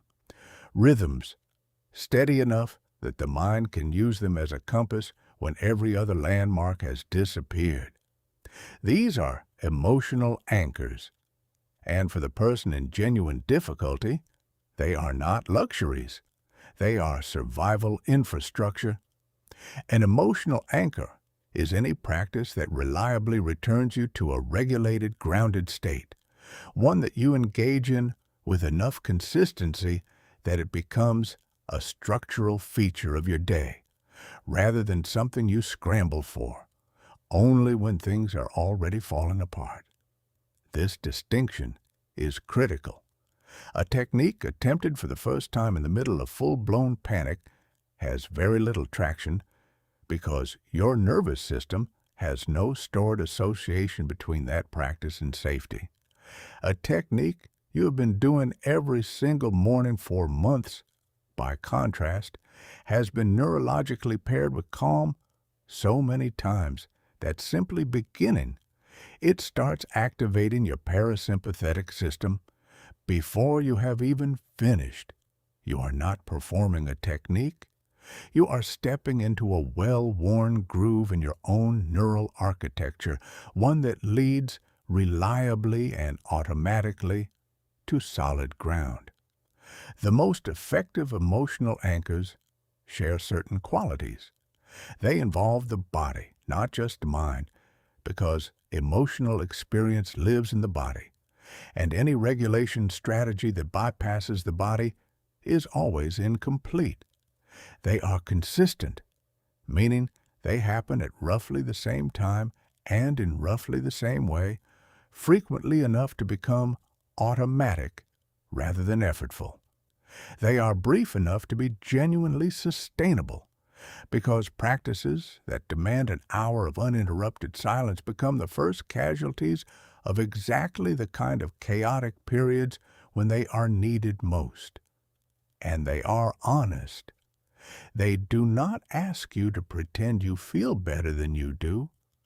They ask only that you show up, regardless of how you feel, and let the practice do what it was built to do.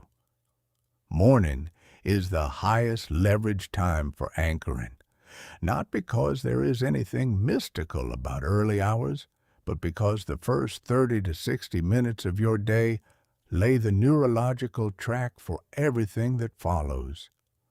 A morning that begins with the immediate flood of news headlines, social media, email, and other people's emergencies before your nervous system has even fully come online is a morning that begins in reactivity. The alarm systems fire before the wise brain has booted up, and the rest of the day unfolds from that reactive launch pad. A morning that begins instead with even a small window of intentional quiet. 5 minutes of conscious breathing, 10 minutes of movement, a page of writing by hand, 5 minutes of sitting with something warm and genuinely tasting it, is a morning that begins from ground. And the entire day that follows is subtly but measurably different because of it. Movement deserves special emphasis here, not exercise in the performance sense, not the training program you feel guilty about neglecting, but deliberate physical movement practiced specifically for the purpose of regulating your nervous system. Walking, particularly in natural settings, has been documented in research by Stanford psychologist Gregory Bratman to produce measurable reductions in rumination and decreased activity in brain regions associated with repetitive negative self-focused thinking. 20 to 30 minutes of walking in a natural environment, practiced consistently, does not just lift your mood in a moment.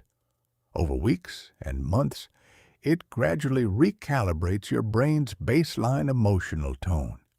You do not need a gym membership or a marathon goal.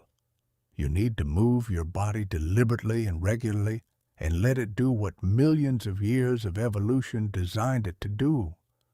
Rituals of closure are equally important and far less commonly practiced. Without a deliberate signal that a period of difficulty or demand has ended and that it is now safe to stand down, the nervous system has no automatic way to power off the stress response. It simply keeps running long after the stressor has passed. A simple closing practice at the end of the day, a few minutes of writing down what you handled, what you are grateful for, and what you are deliberately leaving for tomorrow, teaches the nervous system that a boundary exists. That today is complete. That tonight belongs to rest. Over time, this kind of intentional closure dramatically improves both sleep quality and the ability to be genuinely present during downtime rather than unconsciously replaying the day's difficulties on a loop. Gratitude practice earns a mention here not as a piece of feel-good culture, but as a neurologically grounded tool with a substantial body of evidence behind it. Research by psychologists Robert Emmons and Michael McCullough found that people who regularly wrote about things they were grateful for reported higher well-being, greater optimism, fewer physical symptoms, and greater life satisfaction than those who wrote about neutral or negative events. The mechanism is not complicated. Gratitude practice deliberately directs the brain's attentional systems toward what is present and functioning rather than what is missing and broken.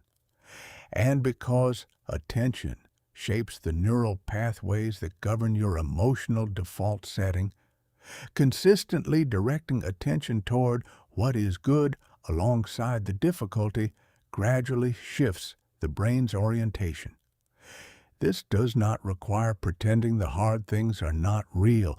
It requires acknowledging with equal honesty that difficulty is almost never the complete picture. The deepest function of emotional anchors is not just what they do for your nervous system in the moment, it is what they do for your identity over time. Every single time you show up for your anchor practice, especially on the days when you least feel like it, especially on the days when everything is hard and the practice feels like one more demand on an already empty tank, you are sending yourself a message. The message is, I am the kind of person who does not abandon themselves when things get difficult. I am the kind of person who shows up for their own well-being the way they would show up for someone they deeply love. That message, accumulated across hundreds of repetitions, becomes a foundation of self-trust. And self-trust, when everything else is uncertain, is the deepest anchor there is.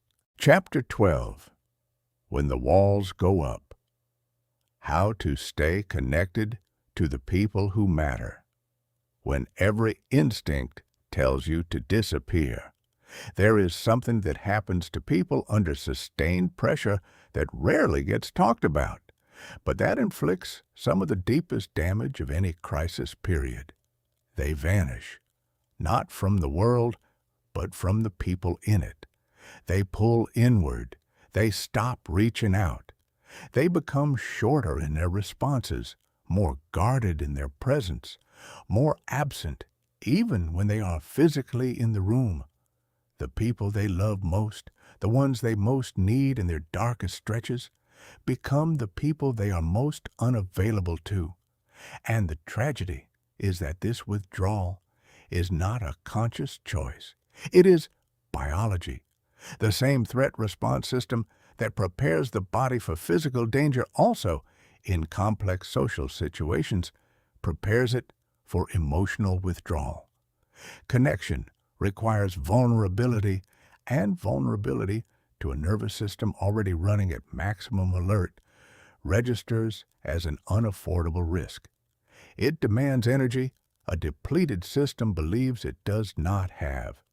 It opens the door to potential rejection at the moment when rejection feels most unsurvivable.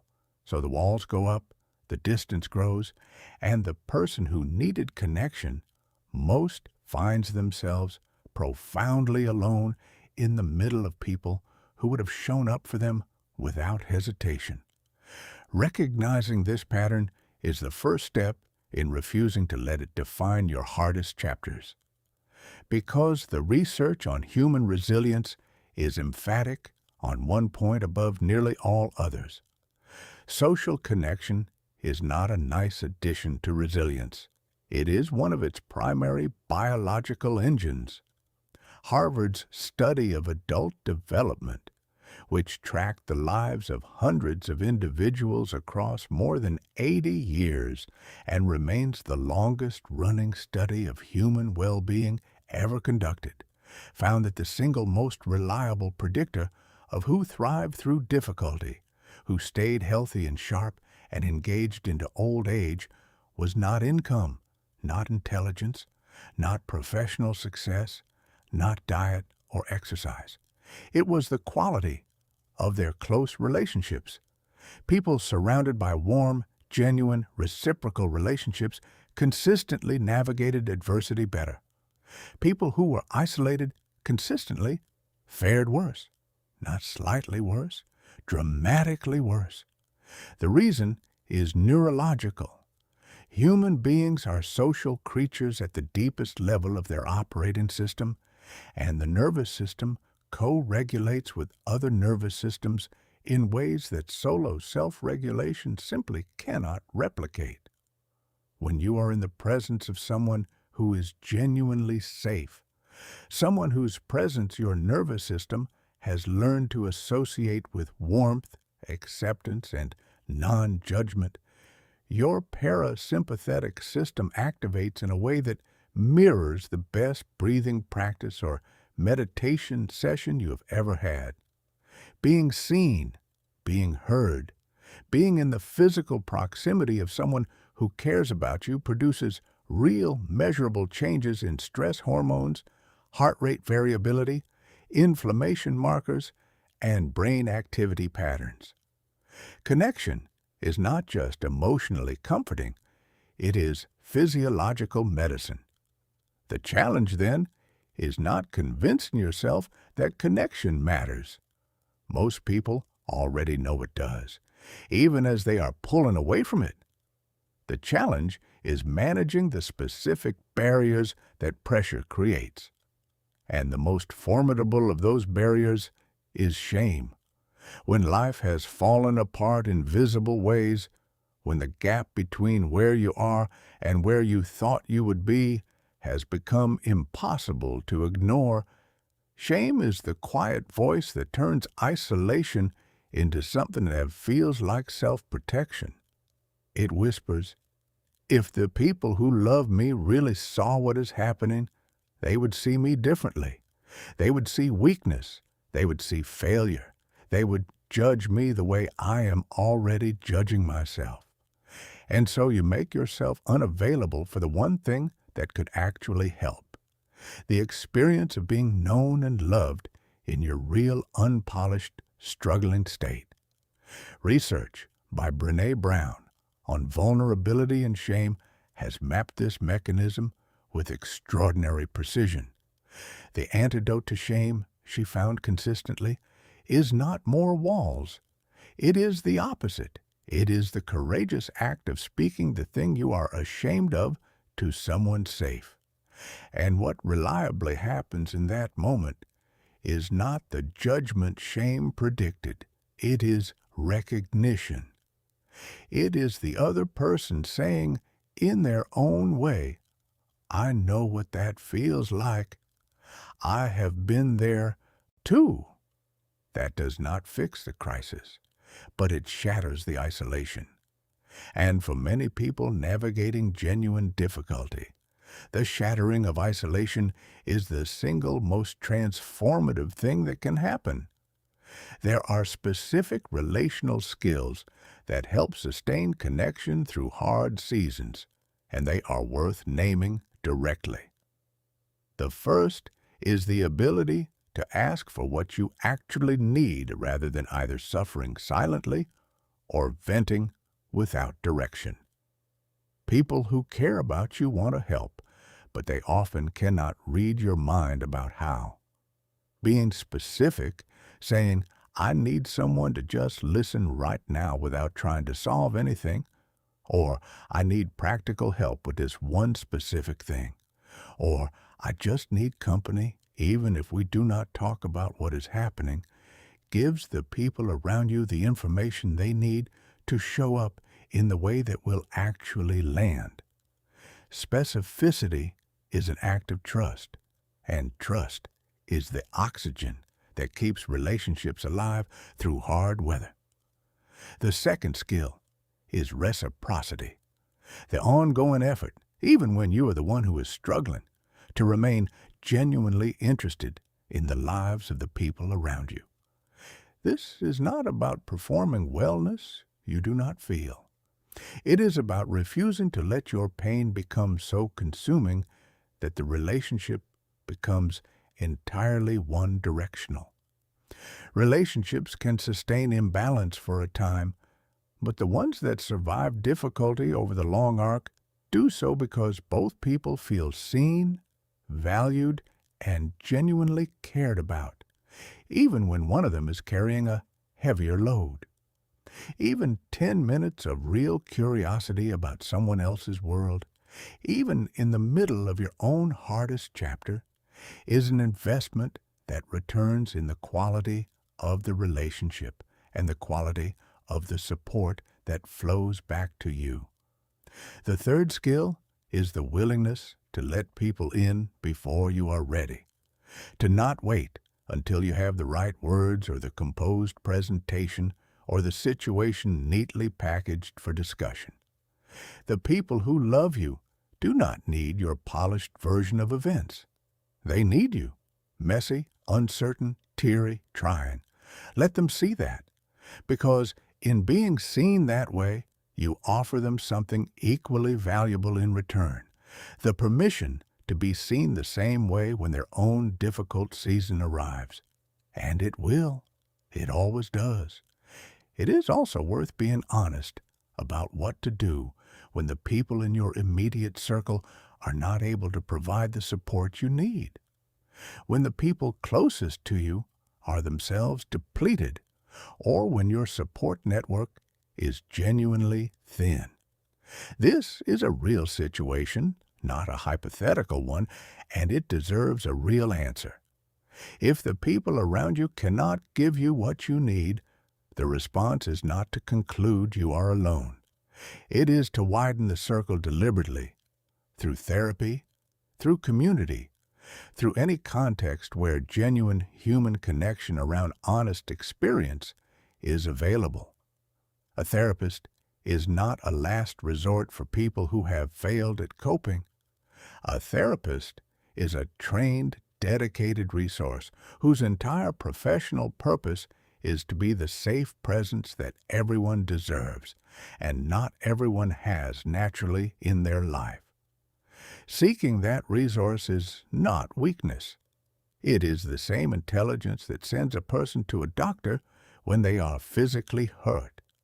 The recognition that some challenges genuinely require more than what ordinary support can offer, and reaching for it is not a sign of fragility. It is a sign that you take your own well-being seriously enough to go get what you need. Chapter 13. The Forge. How the hardest things you survive become the strongest things you carry. History is filled with two kinds of people who walked through fire: those who were reduced to ash by it, and those who came out the other side carrying something they did not have when they went in. Something harder, deeper, more genuinely useful than anything the comfortable years had ever produced. The difference between these two groups is not about the severity of what they endured. Some of the most profoundly transformed human beings in recorded history went through circumstances so devastating that calling them character building in any casual sense would be obscene. The difference is not in the size of the fire. It is in what they chose to do with the heat. Post-traumatic growth is not a motivational slogan. It is a clinically documented psychological phenomenon, first formally studied by psychologists Richard Tedeschi and Lawrence Calhoun in the mid-1990s, who found that a significant number of people who had experienced serious trauma reported not merely recovery, but genuine expansion, growth in personal strength, deeper relationships, greater openness to new possibilities, a richer appreciation for being alive, a more honest, more layered understanding of what existence actually means. And they attributed this growth directly to their encounter with the very thing that had nearly destroyed them.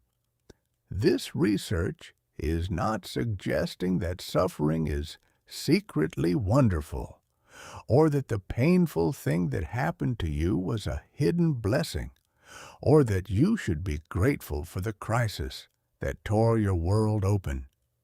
It is documenting a fact about human psychology that is both humbling and deeply hopeful. Given the right conditions and the right orientation toward their own experience, human beings are capable not just of surviving what breaks them, but of being genuinely enlarged by it. And the conditions that make this possible are not luck. They are not personality. They are specific, identifiable, and learnable. The first condition is the willingness to actually process what happened rather than sprinting past it. The cultural reflex in the face of pain, particularly in cultures that worship forward motion and visible strength, is to move on as quickly as possible. Be okay. Get back to normal. Do not dwell. But the research is unambiguous. Pain that is not processed does not evaporate.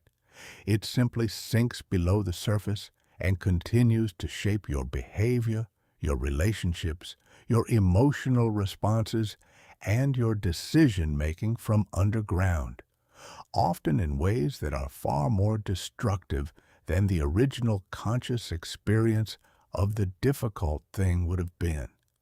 Processing means moving through the experience rather than around it.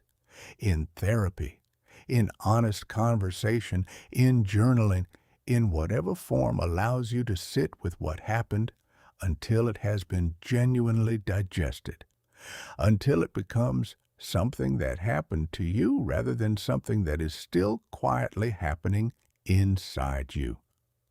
The second condition is meaning-making, the active, deliberate construction of a narrative about what you went through that places it within the larger arc of your life in a way that is honest, complete, and ultimately purposeful. Meaning is not discovered in painful experiences like a coin found on the sidewalk. Meaning is built. Viktor Frankl, whose understanding of suffering was forged in conditions most of us cannot fathom, identified what he believed to be the last human freedom, the one that no external force can strip away, the freedom to choose your attitude toward whatever happens, not to approve of it, not to minimize it, but to decide what it means, what it points toward, what it has revealed about you and about life, and what you are going to do with what you now know because of it. This meaning-making process cannot be forced or rushed. In the middle of acute suffering, most people cannot authentically ask what this experience is teaching them. That is fine. That question is not for the worst day. It is for the day after the worst days begin to pass. It is a question worth carrying in your pocket, returning to quietly, holding with patience as the rawness gradually softens. And when answers begin to arrive, even partial, uncertain, imperfect answers, they carry a transformative force unlike almost anything else available to a human being. They convert suffering from something that simply happened into something that built something. The third condition is use. The decision to take what difficulty has taught you and put it into active service in the world. The person who has walked through depression and sits with genuine compassion beside a friend who is now drowning in it. The person who lost everything financially and uses that hard-won knowledge to build something structurally sounder the second time, and to help others sidestep the traps that cost them so much. The person who survived a relationship that fell apart and carries forward a depth of self-understanding that makes every relationship after it more honest, more real, more generous. In each case, the pain has been converted into capacity, into wisdom, into empathy, into a kind of skill that simply would not exist without the experience that forged it. There is also a fourth condition, less often discussed but equally powerful. The choice to place your experience within the larger river of human life rather than treating it as an isolated, uniquely personal catastrophe. When you begin to truly understand that grief, failure, loss, fear, illness and betrayal are not glitches in the system, but fundamental features of being alive, that every human being who has ever drawn breath has faced some version of what you are facing. Something shifts in how the suffering sits inside you, not because it hurts less, but because the loneliness of it dissolves. You are not singled out. You are not cursed. You are human, and being human means being vulnerable to exactly the kinds of storms you are weathering, and being equipped by the same nature that made you vulnerable with the capacity to weather them, absorb them, and grow through them. And it is worth saying clearly, this process does not follow a schedule. Some people find meaning in months. Others take years. Some pass through extended seasons of anger, resistance, and grief before any genuine orientation toward growth becomes accessible. None of these timelines indicate failure. The capacity for growth is available to every person who has been through something genuinely hard, but it refuses to be hurried. Give yourself the time the process actually requires. The pressure to grow before you have finished grieving is itself a form of avoidance, and it delays the very transformation you are reaching for. This is the forge, not denial, not performance, not the hollow insistence that everything happens for a reason. It is the genuinely difficult, genuinely courageous work of deciding that what cracked you open will also, eventually, build something inside you that could not have been built any other way. Chapter 14. Building Before the Earthquake. How to Construct a Life That Does Not Collapse. When the ground shakes, most people treat resilience as a reactive project. They wait for life to deliver something hard and then attempt to survive it, manage it, white-knuckle their way through it until the crisis passes and equilibrium returns. And while reactive resilience is far better than none at all, it is inherently exhausting and inefficient because it asks you to summon resources in the moment that you never systematically built during the calmer seasons that preceded the difficulty. It is the equivalent of trying to save money only after the emergency has already arrived. Possible, but brutally harder than it needed to be. Proactive resilience is the deliberate, ongoing construction of a life, a set of habits, and an internal architecture that is structurally designed to absorb disruption. It is the recognition that difficulty is not an anomaly in an otherwise smooth existence. It is a reliable, recurring feature of any life fully lived. The question is never whether hard things will come. The question is whether you will have built the conditions that allow you to meet them from a place of genuine resource rather than depletion. The structural elements of a resilient life can be understood across several dimensions. The first is physical. The body is not a separate concern from the mind's capacity for resilience. It is the platform the mind operates on. Sleep is the single most important recovery mechanism your body possesses, and the research on what sleep deprivation does to emotional regulation, cognitive function, and stress reactivity is devastatingly clear. 7 to 9 hours of quality sleep is not self-indulgence. It is essential maintenance of the most critical system you own. Regular physical movement is equally non-negotiable, not as performance, not as aesthetics, but as neurological regulation. A body that moves consistently has a measurably more resilient nervous system than one that does not, because exercise directly trains the stress and recovery cycle that resilience depends on. Nutrition, hydration, the deliberate reduction of substances that amplify the stress response, these are all part of the physical infrastructure. None of it is glamorous. All of it is foundational. The second dimension is relational. A structurally resilient life contains deep, genuine, reciprocal relationships. Not hundreds of surface-level connections, but a meaningful few that can hold the weight of real honesty. Building and sustaining those relationships requires investment during the ordinary times. The call made not because there is news, but because you want to stay close.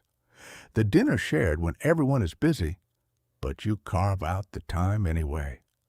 The honest conversation pursued when small talk would be easier.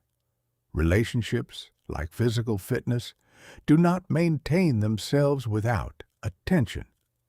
And the person who discovers in crisis that there is no one to call almost never arrives at that discovery because nobody cares. They arrive there because the relationships that could have been deep were allowed to remain shallow by years of well-intentioned but consistent neglect. The third dimension is financial, not wealth, but margin. Financial stress is among the most corrosive and most relentless sources of psychological pressure available to a modern human being because it touches everything and it never fully sleeps. Building a life with genuine financial margin, spending meaningfully less than you earn, maintaining reserves that could carry you through a disruption, avoiding debt structures that leave no room for the unexpected, is not just smart financial planning. It is psychological protection. The person with 3 months of expenses saved experiences a job loss as a serious but manageable challenge. The person with nothing saved experiences the same event as an existential emergency that floods the nervous system with survival-level threat. The financial architecture of your life directly shapes the psychological experience of every disruption within it. The fourth dimension is purpose. The presence in your life of something that matters beyond the immediate and the personal. Research by psychologist Martin Seligman, whose career has been dedicated to studying the conditions that produce genuine human flourishing, consistently identifies meaning as one of the most powerful predictors of both well-being and resilience. People with a clear sense of purpose are more resilient in the face of adversity, not because purpose prevents pain, but because it provides a horizon that remains visible even when the immediate landscape is buried in fog. Whatever your purpose is, the work you are building, the people you are raising, the community you're contributing to, the problem you're trying to solve, its presence is not a luxury reserved for good times. It is a resource for the worst ones. Purpose is also the fuel for what psychologist Angela Duckworth identified in her landmark research as grit, the combination of passion and sustained perseverance for long-term goals that she found across populations and domains to be a more reliable predictor of success and resilience than talent, intelligence, or circumstance. Grit is not stubbornness. It is the sustained ability to keep showing up for something that matters even when the showing up is costly and the payoff is invisible. And that ability is dramatically more available to the person who has a real answer to the question that every difficult season asks: why should I keep going? The fifth dimension, and perhaps the most quietly powerful, is the dimension of inner skill. Specifically, the skills this entire journey has been building: emotional regulation, narrative reframing, physiological self-management, acceptance, presence, identity clarity, the ability to process difficulty and extract meaning from it.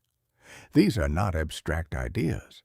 They are functional capacities, and like all capacities, they are either developed or they are not. The person who has never practiced emotional regulation when it was not urgently needed has almost no access to it when it is. The person who has been building that skill for months or years, imperfectly and inconsistently but genuinely, has something available to them in crisis that was constructed before the crisis arrived. And that is the whole point.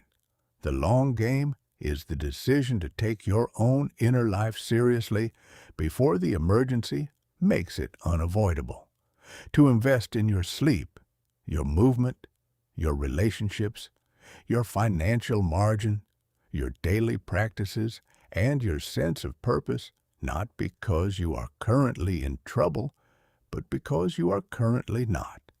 And you understand that the resources built now are the ones you will draw on when the ground opens beneath you. This is not pessimism. It is the most sophisticated optimism there is, the deep conviction that life will continue to be worth living fully, and the commitment to being fully equipped to live it. Chapter 15. The calm that becomes you. Who you are on the other side of this work. There is a version of you that exists on the far side of everything we have walked through together.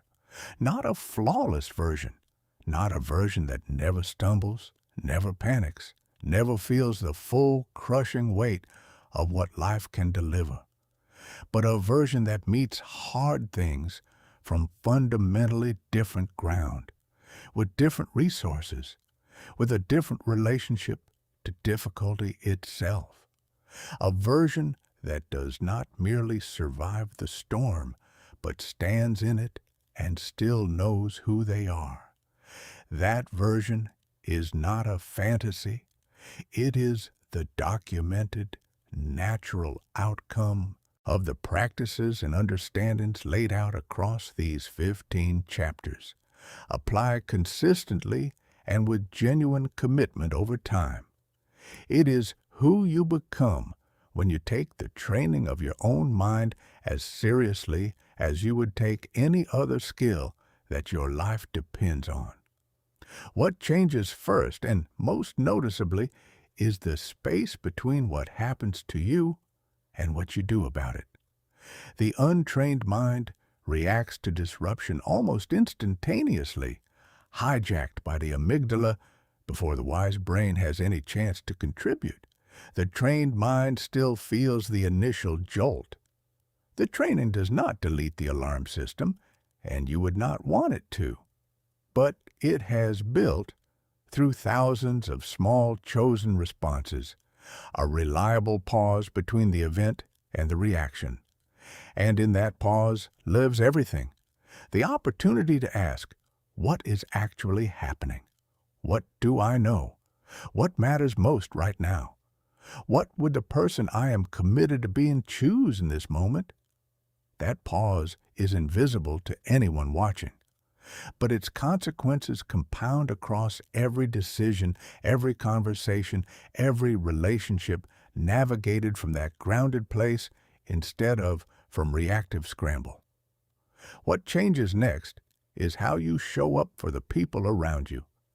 The person who has done this work, who can regulate their own nervous system, who can hold emotions without being swallowed by them, who can recognize the stories their mind is telling and choose more honest ones, who can bring genuine stillness into a room, becomes a different kind of presence, more genuinely attentive, less defended, less reactive to perceived slights, more capable of hearing difficult things without shutting down or escalating, more able to be honest in ways that draw people closer rather than pushing them away.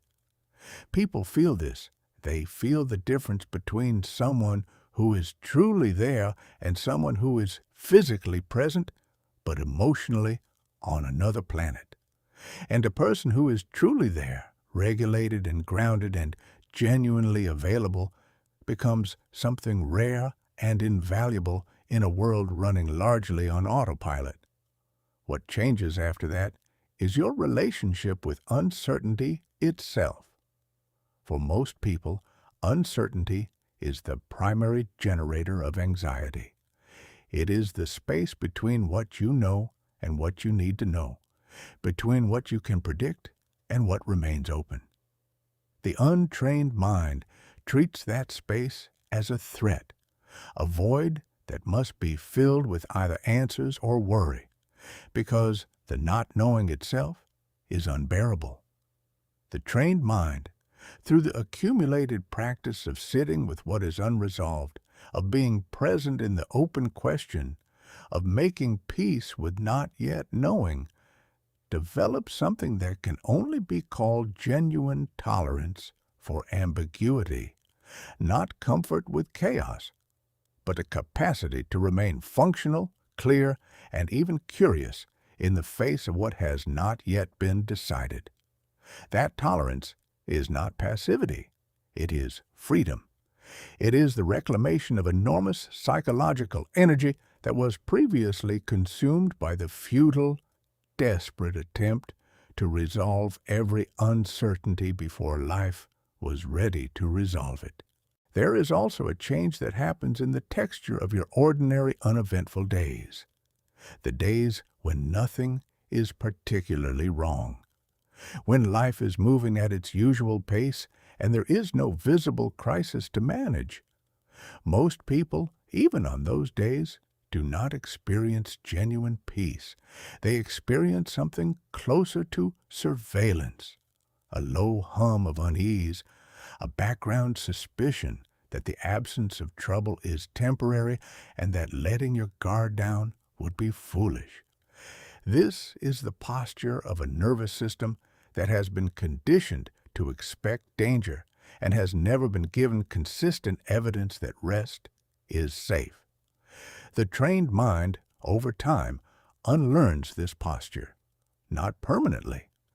Difficulty will always temporarily restore some of the old reactivity, but as a baseline, as the default state of a mind that has been consistently returned to the present, consistently anchored in values rather than outcomes, consistently given the experience of walking through hard things and emerging intact, the default shifts.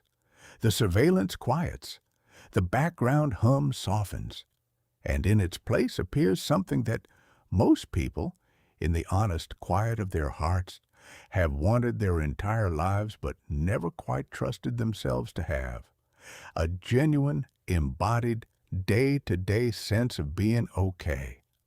Not the okay that depends on everything going well. Not the okay that requires every problem solved and every question answered. The okay of a person who knows, from practice, from experience, from the accumulated evidence of their own living, that they can handle what comes, that the ground beneath them is real and it belongs to them, that they have faced hard things before and they are still here, still themselves, still capable of caring and trying and loving and building, that the worst life can deliver, while genuinely hard, is not the end of them. It is also worth naming, honestly, what does not change, because any promise that this work makes life easy would be a lie, and you deserve better than lies. Difficult things will still happen. Loss will still arrive without invitation. People will still disappoint you. Plans will still fall through. There will still be mornings when the anxiety is loud and the reserves are low, and the distance between the person you want to be and the person you are managing to be in that moment feels wider than you would like. This work does not eliminate any of that.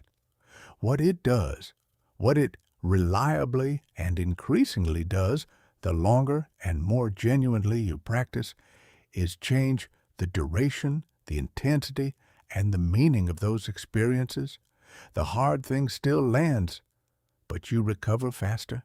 The panic still rises, but it does not reach as deep or stay as long. The story still turns catastrophic sometimes, but you catch it sooner and rewrite it more skillfully. Each repetition of the practice, each grounded response chosen over a reactive one, each moment of returning to the present rather than spiraling into an imagined future, compounds. The interest rate on this kind of inner investment is extraordinary, and it pays dividends for the rest of your life. This is what you have been building, not a shield against hardship, not a philosophy for people whose lives are already going smoothly. A complete, lived, practiced architecture of inner strength for exactly the life you're actually living, with all of its difficulty, all of its uncertainty, all of its grief and frustration and fear, and the breathtaking, irreplaceable beauty that exists alongside every single one of those things, visible to anyone who is present enough to notice it. You have done the reading. You have heard the ideas. Now comes the only part that truly matters, the living of it. One conscious breath, one grounded choice, one honest story, one returned moment of presence. That is how calm is built. And once it is built deeply enough, it does not leave.